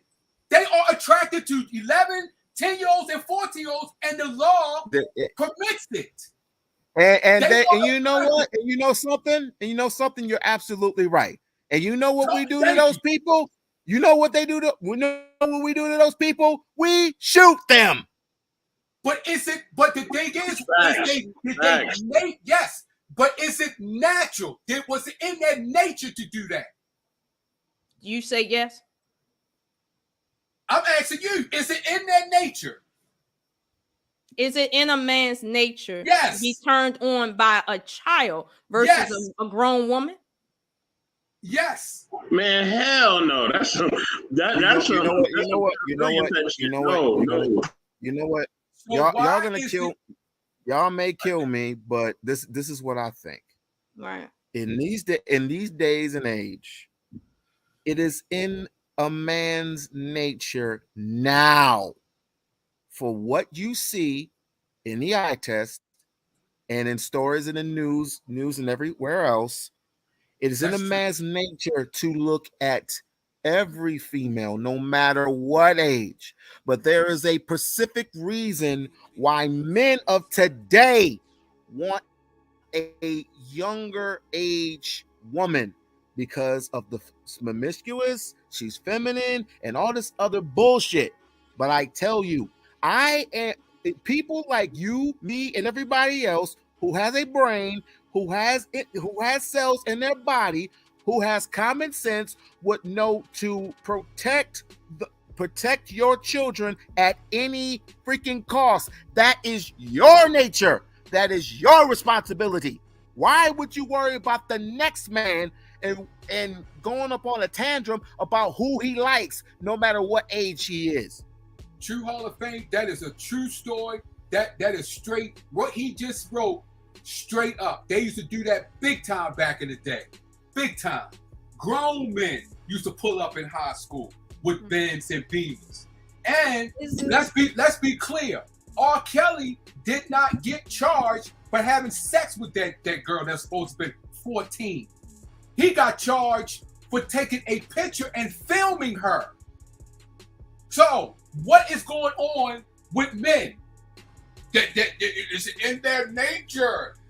Matter of fact, look at the court documents. They even said it's in their nature. That's what I'm feeling. Is it in your nature to act upon that? Is it in your nature to act upon it? Yes or no? It's in my nature to prevent that. No, that's not the question. That wasn't the question asked of you. It's in my nature. I'm talking about me. You talking about you need to ask that question to them. But to me, no. I don't look at no You got the same nature as every man on this planet, but you want to make it individual. Hold on, wait a minute. We all have that within us. Are you talking about the spirit that's in us? If that's the case, yes, then there is good and evil. Exactly. And if that's the case, what you just said, that means that woman that you just described, that's in you also. No. Here's the difference. You just said it. You just said everything. Okay. You just said that it's in them, so that's in you also. Vaughn, give me a sec. What here's the thing, right? I can respect the fact that you're making a counterpoint to mine, right? I can respect that. However, okay, you're saying that it's in the nature of men to be okay with certain things that I've stated, right? And you're also saying that it's in my nature to do what that woman did. That is not my point. And my point is actually the counter of your point. Now, it's okay for you to make points in terms of supporting your idea, but do not say that I support your idea simply because I'm asking you a question or I'm telling you Will Locke is not asking you about your specific opinion. He's asking you about the nature of men in general. I'm not supporting your point because I'm clarifying that you're not answering the actual question asked of you. That's not what's happening. Now, to the issue of what I'm saying and what I support, and I'll repeat it again, okay? You're telling me, and I'm trying to follow you, that it's in men's nature to have sexual relations with children. It's in their nature. And it's only because of the law that they don't act upon it. Okay, that's what you're saying. I don't believe that. What I believe is when a man sees a little girl or a infant, because I'm putting it at the most extreme so we can understand and get clarity, so there's no ambiguity, okay? The chemicals that light up in your mind when you see an infant is truly things of a parent, of a nurturing mom, things like that. These are chemicals that we can actually pull up studies on right now if we just want to Google it real quick, okay? There's certain chemicals that respond in your mind when you see a child, when you see an infant. Now, if the chemicals that light up in your mind when you see an infant, for instance, is the same chemicals that light up when you're watching adult television, okay, without saying the P word, okay, this indicates that your brain is not functioning correctly based on the fact that we have 8 billion people on the planet Earth operating the same way that I just explained. So if your brain is not operating like that and you are seeing an infant the same way you see a grown woman, and that's what's lighting up in your mind, something is off with your chemistry. Now, we know that chemistry can be off. That's something that naturally happens. Chemistry can be off. But let's not misconstrue the point. You are not acting naturally when your chemical makeup is not functioning correctly. That is not how you're supposed to be functioning. And what I'm saying is that that woman that did that after she has been infiltrated with a culture that tells her that this is okay, and she has now accepted this as the norm. She has accepted that as the norm. Meanwhile, we have the rest of humanity to prove that that is not normal for women, and we can prove that the chemistry in that woman was off each and every time she engaged in that activity with scientific proof to back it up. But all I'm saying to you is that if we're going to sit there and say, well, nature told her she can do it, and it's natural, and if you feel bad about it, there's something wrong with you, and it's just the government telling you there's something wrong with it. The government did not teach me that it's something wrong with parents not responding like a parent to a child in danger. The government doesn't give a flying crap about whether or not you learn that or not. That's not the government's role anyway. But it's like when we say the government made you think this way, don't just say the government. Show how the government tells you that, let's say, the adult content involving minors is what the government wants you to accept as normal. How prove that the government is trying to make you, force you think that that's fine. Like that. In my opinion, people need to stop blaming the government for everything, because right now I'm not talking about the government, even though that has came up. I'm talking about the nature of people, which is not governed by no government on this freaking planet. So I don't know why. That's why I asked Mr. Best, why are we talking about the Dark Ages and the government and the monarchy and the patriarchy and the U.S. government and the federal government? These entities are not even real.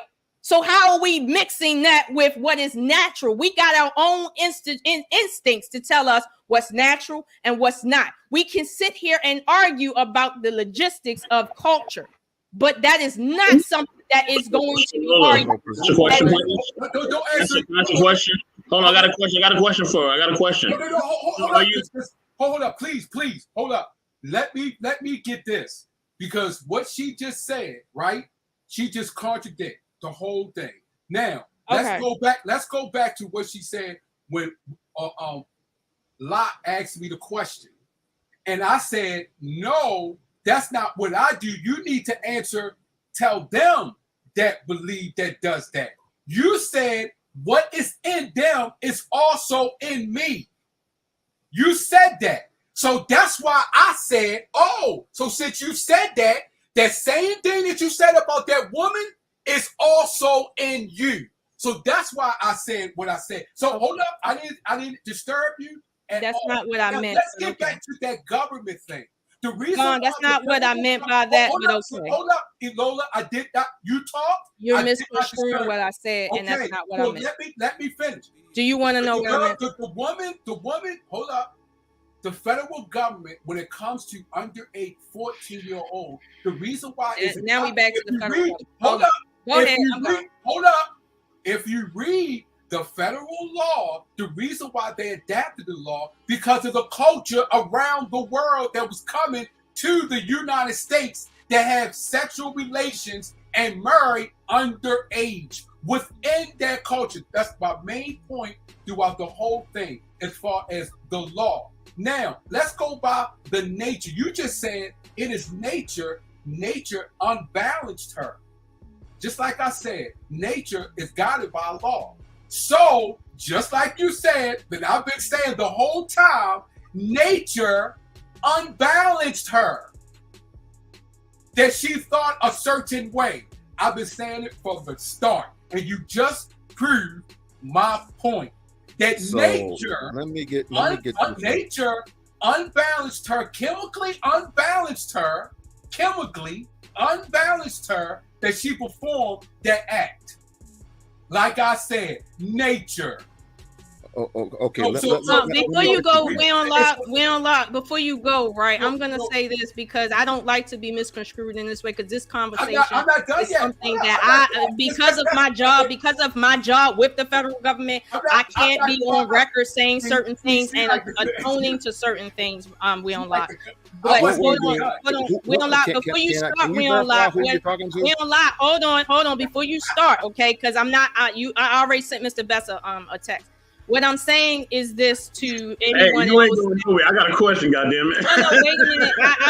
What I'm saying is this. What I expressed to Vaughn is that I have a female nature, just like that woman who did that horrendous act has a female nature. I'm acting within my female nature. She is not. I did not say that the same thing in her that's making her do that is the same thing that allows me to do that. You are misconstruing basic English language. I did not say that. What I also said to you is you have a male nature exactly based on your genetics as every male on this planet. So if we on lot asks you a question based on male nature, you should be able to answer it. But you said, hold on, I let you talk and I went off. I let you talk and I went off camera. Now, if you feel like I'm not letting you talk, Sean, I'll give you the floor for real. But what I'm gonna say is this: when I told you that he's asking you a different question about male nature that you should be able to answer because you are male, you deflected to say ask the specific person because we're all different. Okay. Okay, go ahead, Vaughn. So hold up. This is what she just said. Hold up. She just said. No. She just said. I got a question for you. No. She just said she was in a woman nature, so she doesn't that she can answer. I answered Locke's question in a man's nature. I don't have the same nature of the men that he's talking about. See, she always she there she go again, try to twist the words and stuff like that. No, I'm timing up for her. That's why she rolled out. No. What, you gotta give me No. the specifics of who you are talking about, because I don't know who you're talking about. When you No, say when you say her, you- what do you mean? Who? When y'all was saying her. You're talking about the woman that she was talking about when she had relations with her daughter. I think it was an infant, and she keep on talking about the law. She keep talking about, well, as far as she's skipping past that. The reason why the federal law was put in place is because of the culture of the environment as other people outside of the states live. So they have a saying. saying. They have a saying: if you don't have laws in place, you're going to be treated just like the animals. That's merely what it is. But you should also know in theory that you're not supposed to have consensual sex with a minor. It or infant, whatever. I don't even know why infants came into people's brains. That's something wicked. That is something wicked, and it's something that I don't deal with. I don't like to deal with it on that level. I know what people are trying to say, but it's just wrong on all levels. It's just wrong. But we keep trying to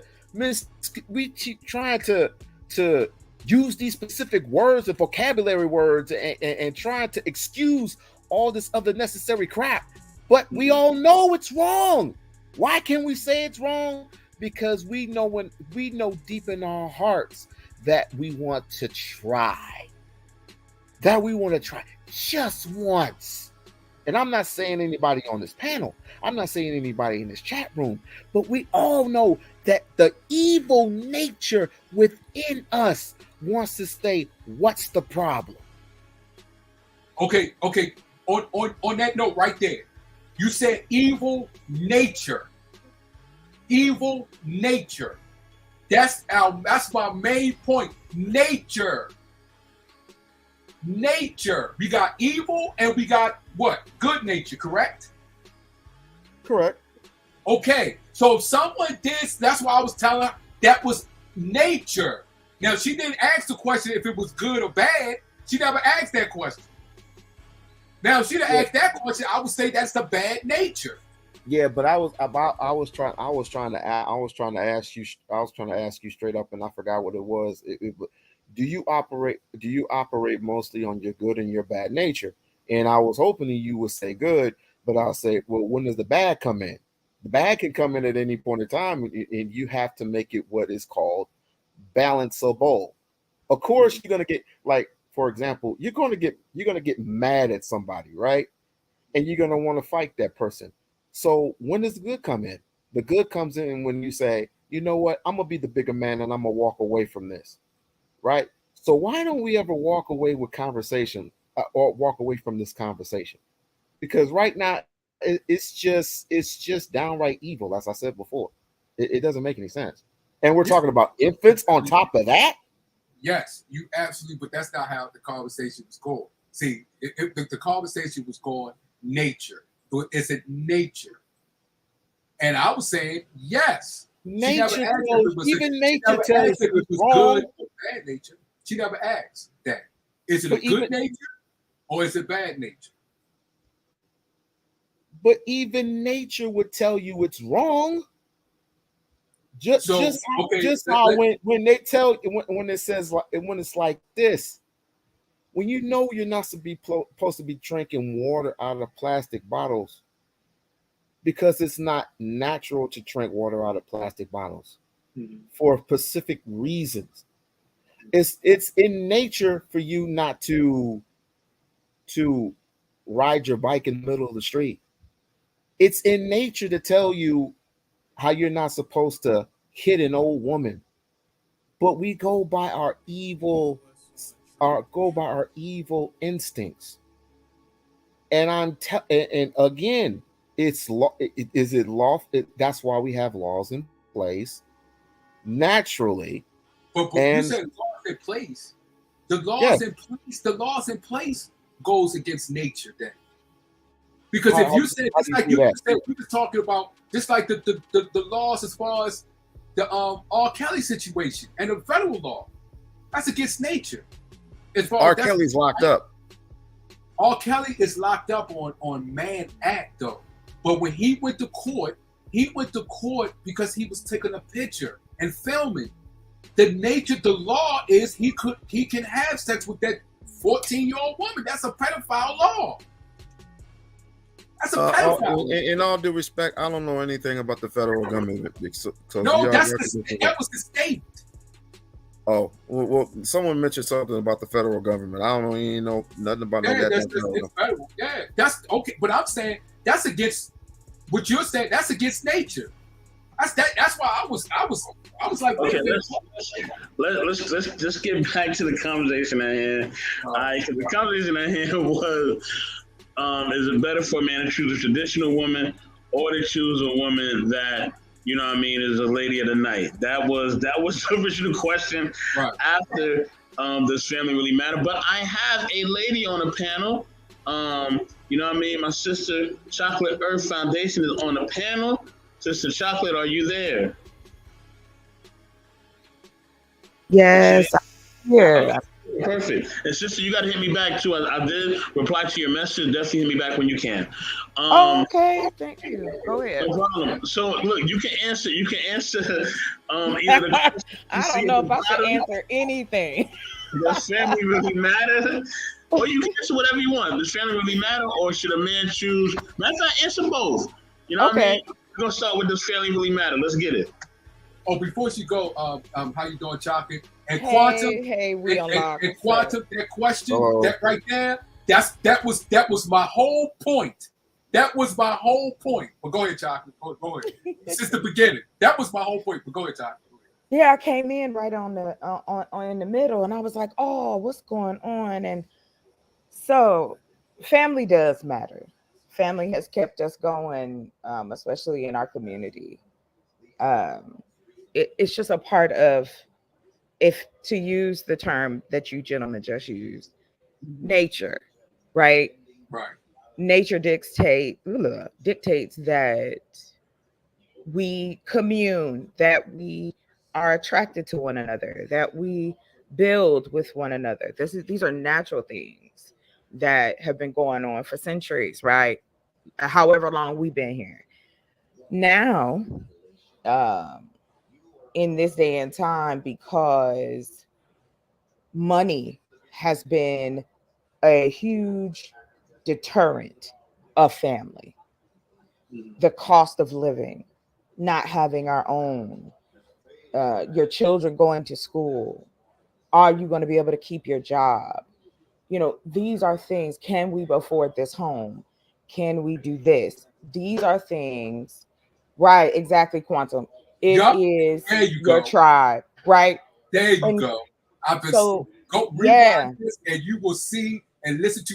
There you go, right there. I was saying it the whole time. Yeah, But go ahead, Chocolate. I'm sorry for cutting you off. you're fine. I understand what it felt like when you trying to finish a point. I got you. And you're like, I'm saying this. But it has become a struggle. And I think like our younger generations are looking at it as, how can I mentally take care of my family when I can barely take care of myself? And then you still have that individualistic attitude when it comes to, oh, well, I could have a family, but look at the cost, look at the stress, look at life as it is now. Why would I want to do this? But we still find our tribes regardless, right? Naturally, we find them. Right. I think the struggle comes with understanding what family looks like.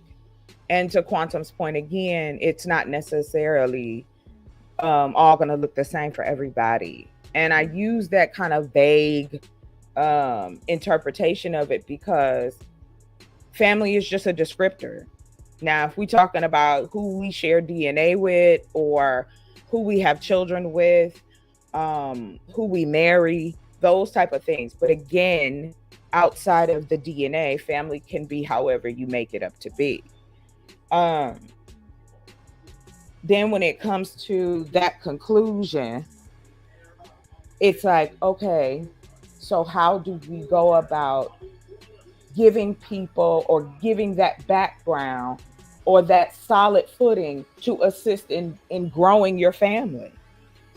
Because I mean, think about it. If all four of us, I'm not a dude, but I'm just saying, all four of us have families in the traditional sense.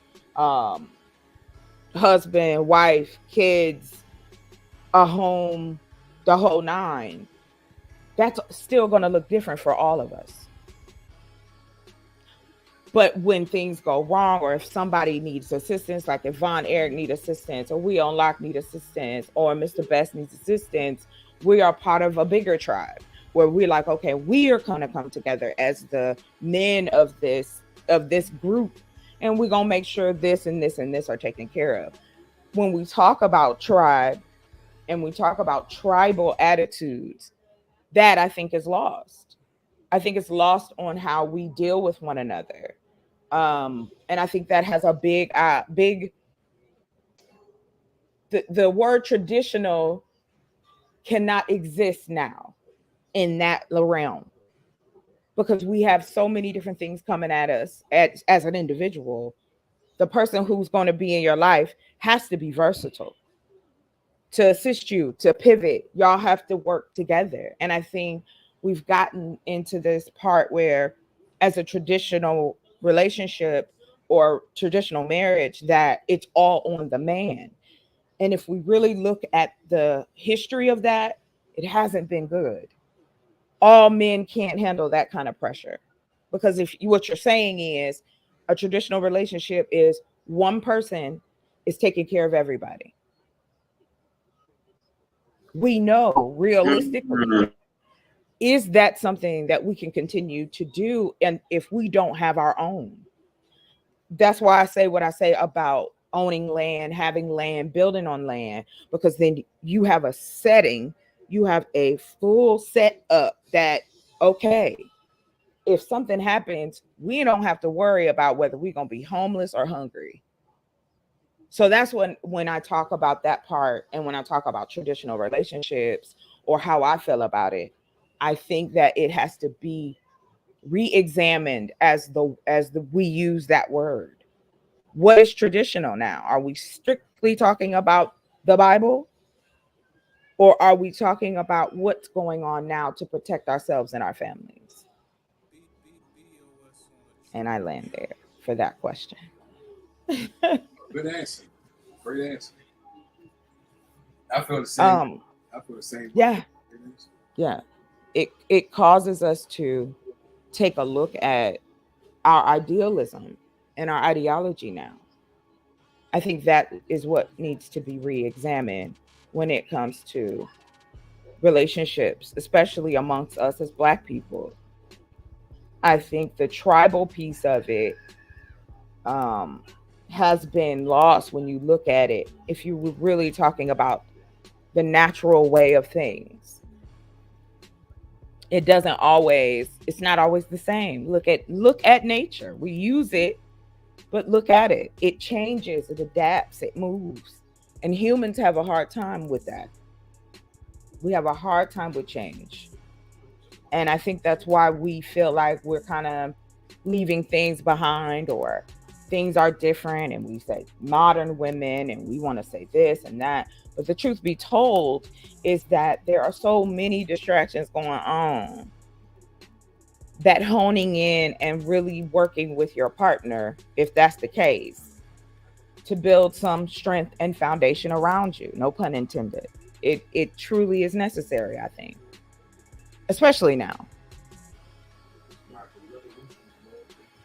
So I hope I answered it right. No, you did. Like there's some things I do want to expound upon, but I do sure. On it as well. We got Flow State in the building. Flow State, definitely. You could build on that. You could build on whatever you want to build on. So go ahead. Thanks for having me on. My first time up here, first time seeing you guys. I think that nice to meet you, brother. Yeah, I think this is a great topic, and it's timely right now because just from where I'm sitting, it looks to me like I'm 36. I feel like the feminist ideals of independent woman, don't have a family, get a career. It looks like it's backfiring on my generation of women pretty hard. But at the same time, if you've heard of the family abolition movement, nobody's pumping the brakes on putting forward some of these harmful agendas for whatever reason. So, when you say backfiring on the generation, what do you mean backfiring? I mean, a lot of women focused on going to school and getting jobs too long because women have a shorter biological clock than men do. And I think there are a lot of women in their 40s, 50s, 60s who are feeling like they focused on the wrong thing, like they were sold a lie. But do you think, because I do, I see that also, but do you think now, since how technology is, they're not worried about that now? Because technology what they lack and can give them what they need? I don't think technology does anything to help. I mean, technology doesn't love you. No, I'm talking about as far as them wanting children, though. They may not wanted the career, but they just rather go straight to the children, not having a family, like you just said, having that family structure. They rather just the career, have a child, and then have someone take care of the child. Do you see that? And so you're saying they skip the family altogether? Yes, yeah. Do you see that? Do you see women that way? Not really. I mean, I suppose I do see some like women who are divorced and raising their kids, and have the nanny situation, but not a lot. That just doesn't. It's just not really economically viable. Because the reason why I asked, because it was a woman, I forgot her name, on Fox. She got her own. But she was just talking about as far as women going to the sperm bank. She was promoting the sperm bank, going to the sperm bank. You mean the actual sperm bank, not a euphemism for deadbeat? No, actual sperm bank, and buying it and preserve it so they're ready to have kids when they're at a certain point in their career. And why would you do that? Like, what's the benefits of that? I guess because they didn't want. I guess what she's saying, and this is, I'm just assuming here, that many of the women, the independent women, doesn't want to foster family structure. They don't want to go through is this the right one, and the dating. So they want kids, but they don't want to go through the baby daddy drama. The baby daddy, yeah. I mean, I think that's, and I'm not trying to throw shade at anybody, but like that just seems like it's like she's mistaken about what that family will look like when she's raising kids by herself, when she's doing everything by herself for whether or not that's best for the kids. Right. I'm kind of old school, but I still believe a mom and a dad are the best. Yeah, because I forgot that. Well, if you guys don't mind, hello, Flo, is that what it is? I'm sorry, I want to make sure that my name's Taylor. My channel's Flo. Taylor, nice to meet you. Nice to meet you too. I wanted to say something about the comment of women in the age group that you used. The one thing I think is missed on the conversation is what women in that age group had to go through during that time. That was the 40, 50, let's say late 30s, 40s, 50s. We were feral, meaning a lot of us were raised by ourselves. A lot of us were parents before we should have been. A lot of us were, and I mean in the household, not that we were sleeping around or had a baby, but I'll give you my example. The reason why I didn't get married at the time I felt I should have gotten married was because I was taking care of my mom. and my younger brother and sister. And those things do happen. There's a lot of us out here who ended up having to be mothers, having to be partners to our mothers or fathers, because during that era as well, there was a huge crack epidemic that took a lot of men out of the household. We say we want to use things like welfare, or we want to say women thought about career first, or yes, of course, women were encouraged in our society to get an education, because if you get married and something happens in this country and you can't work anymore as the man, and we don't have any savings, or we don't have what we need to get through, women had to make a decision. How do I assist my husband other than rearing his children, taking care of my home? I need to know that there's a backup. And now, yes, I can completely understand if you want a traditional relationship, no shot there. But I don't appreciate the shots that are taken at women who statistically has been shown that we were taking care of everyone else. And the men who wanted to date us and the men who wanted to be with us, they weren't good men. And I think I want to put that out there, because I think a lot of when you guys have these conversations about women, you might be a good guy.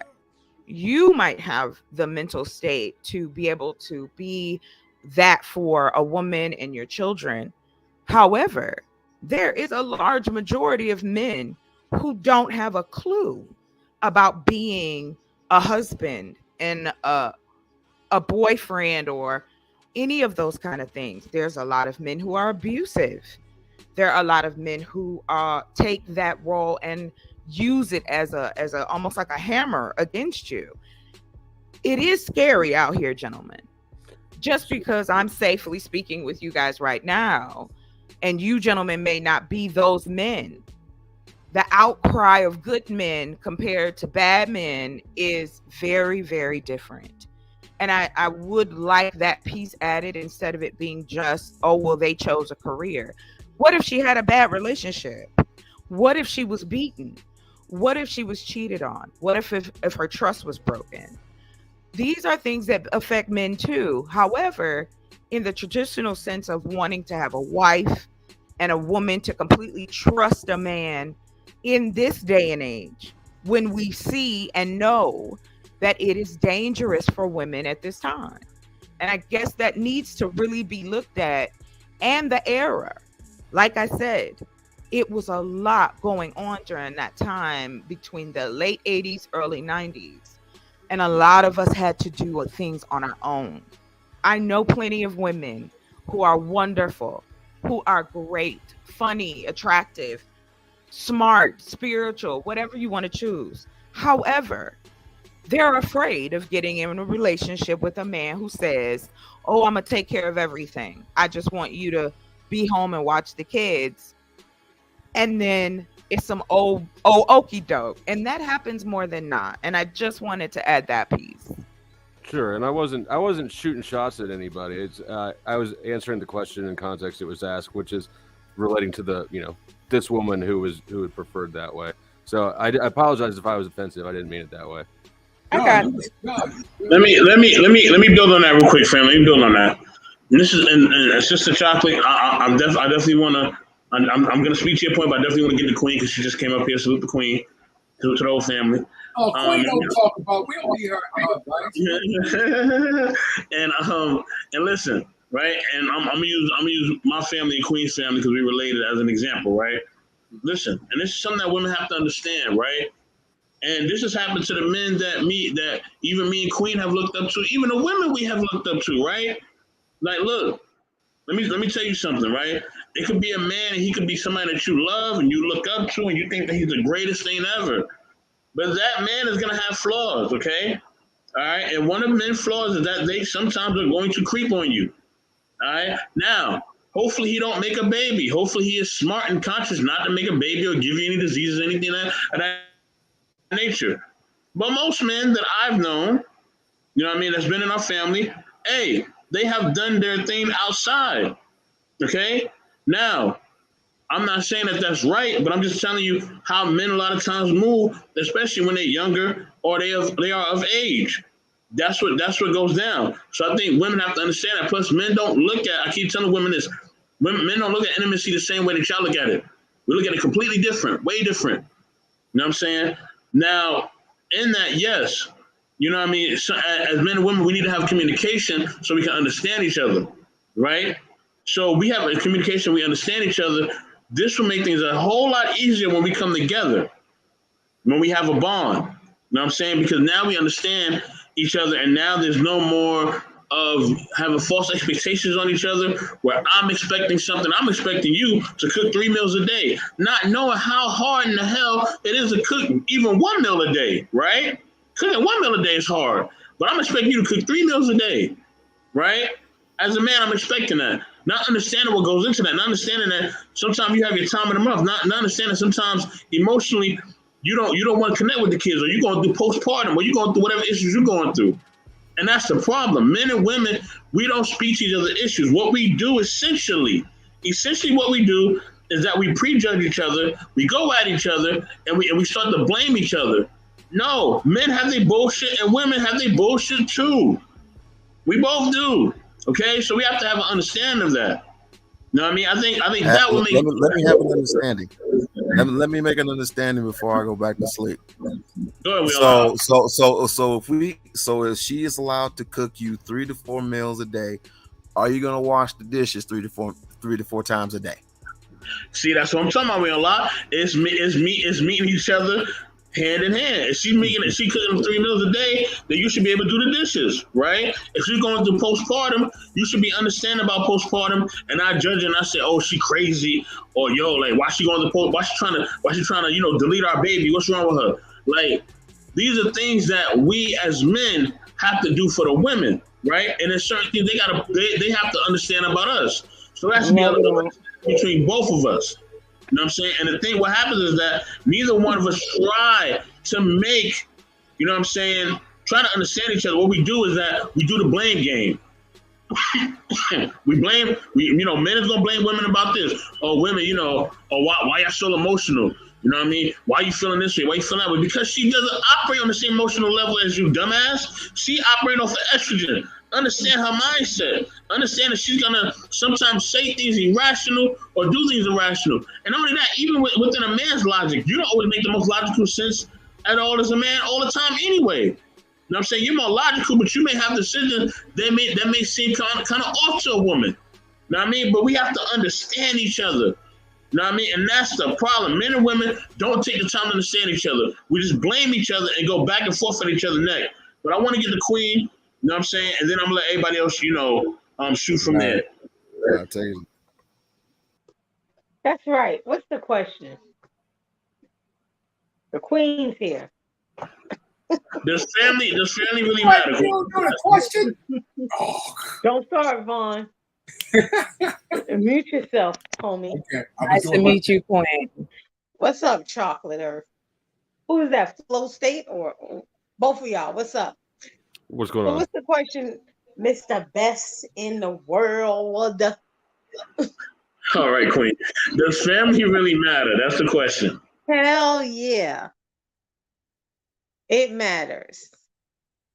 The drama, the dysfunction, the love, the loyalty, the hurt, it all matters. I've just been through a lot. For those who don't know, I buried my father today. Family matters. My condolences. Yes. Thank you. Condolences. He lived 88 years. Condolences, Queen. Condolences. Never sick a day in his life. And I watched family break down after the memorial. I watched family go at it. I watched family cry. I watched family yell, scream, fight. And I understand that family matters. It's not always going to make sense. It's not always going to look right. It's not always going to be put in this picture perfect box. but family matters because it's all we got. I can't make family change. I can't make people do what I think. Only thing I can stay genuine to is myself. So family matters. That's not how I was raised, even though I want to, hurt them sometimes because they get on my nerves. I want to cut them off. I want to block them. I want to delete their phone number. But at the end of the day, family matters because I was put in that family for a reason. And that sometimes the drama only lasts for a season, Doesn't always last a long time. But, so family matters. I like that Queen shared that, you know what I'm saying? The salute, salute to the family, you know what I mean? Definitely took a big hit with the transcendence, you know what I'm saying? I think family's gonna look different for everybody. You know what I mean? Some family is gonna be people that's related to you. That's the ideal family, right? That's what we all want. That's what we all would like. But sometimes you don't get that. Sometimes you got to build your family, out of whoever you know or people that you're connected to. You know what I'm saying? And then sometimes you do got to connect. You do got to cut off those who you're related to. I hate to say it, but sometimes you have to in order to survive. You know what I mean? You get rid of them. I agree with you. Unfortunately, that was. Hold on. Can you guys hear me? Okay. Yes, we can. Oh, okay, great. Unfortunately, that's what I had to do. I wish I come from big family on both sides. My father and my mother, both of them are gone. And they left this world young, right? And so I thought after my mom passed, I thought, okay, here we go. Now maybe we can all work together, maybe blah, blah, blah. No. And unfortunately, sometimes it lasts longer. My family have been on some banana chip craziness for years. All the matriarch is gone. My grandfather is gone. The people that, kept the family kind of like together, they're all gone. My mom was one of those people. She believed in family. If she could have, she'd have had 1 million kids with the right type of man, right? However, I think that what happens when we talk about family, and like to your point, Mr. Best, and to your point, Queen, yes, my little group, my sister and my brother, they drive me nuts, but I will kill a dead rock for them. You feel me? So it's like, I'm thankful I have the both of them because I know a lot of brothers and sisters don't even get along, don't speak, nothing, especially as you get older. And I just think that a lot of it too is we had the church that was a huge piece in our community that helped kind of bring us together. I think Black people in this country, we all can attest in one form or another that church was a part of our lives growing up. So we saw that. We saw elders, we saw, people with their wives forever or their husbands and their kids and the whole nine. So this is where we got the examples, not television, but what our social standing was in the community. So it's like, I would love to see where we are like that again, where it's not, okay, we're individuals here, and here, but we actually commune and come together, and not necessarily it being a religious setting, but actually be that village that we swear we want in this community. I just wanted to add that piece. Thank you. Man, so look, I gotta get up out of here. I'm almost 4 hours in. Thank you everybody for coming up.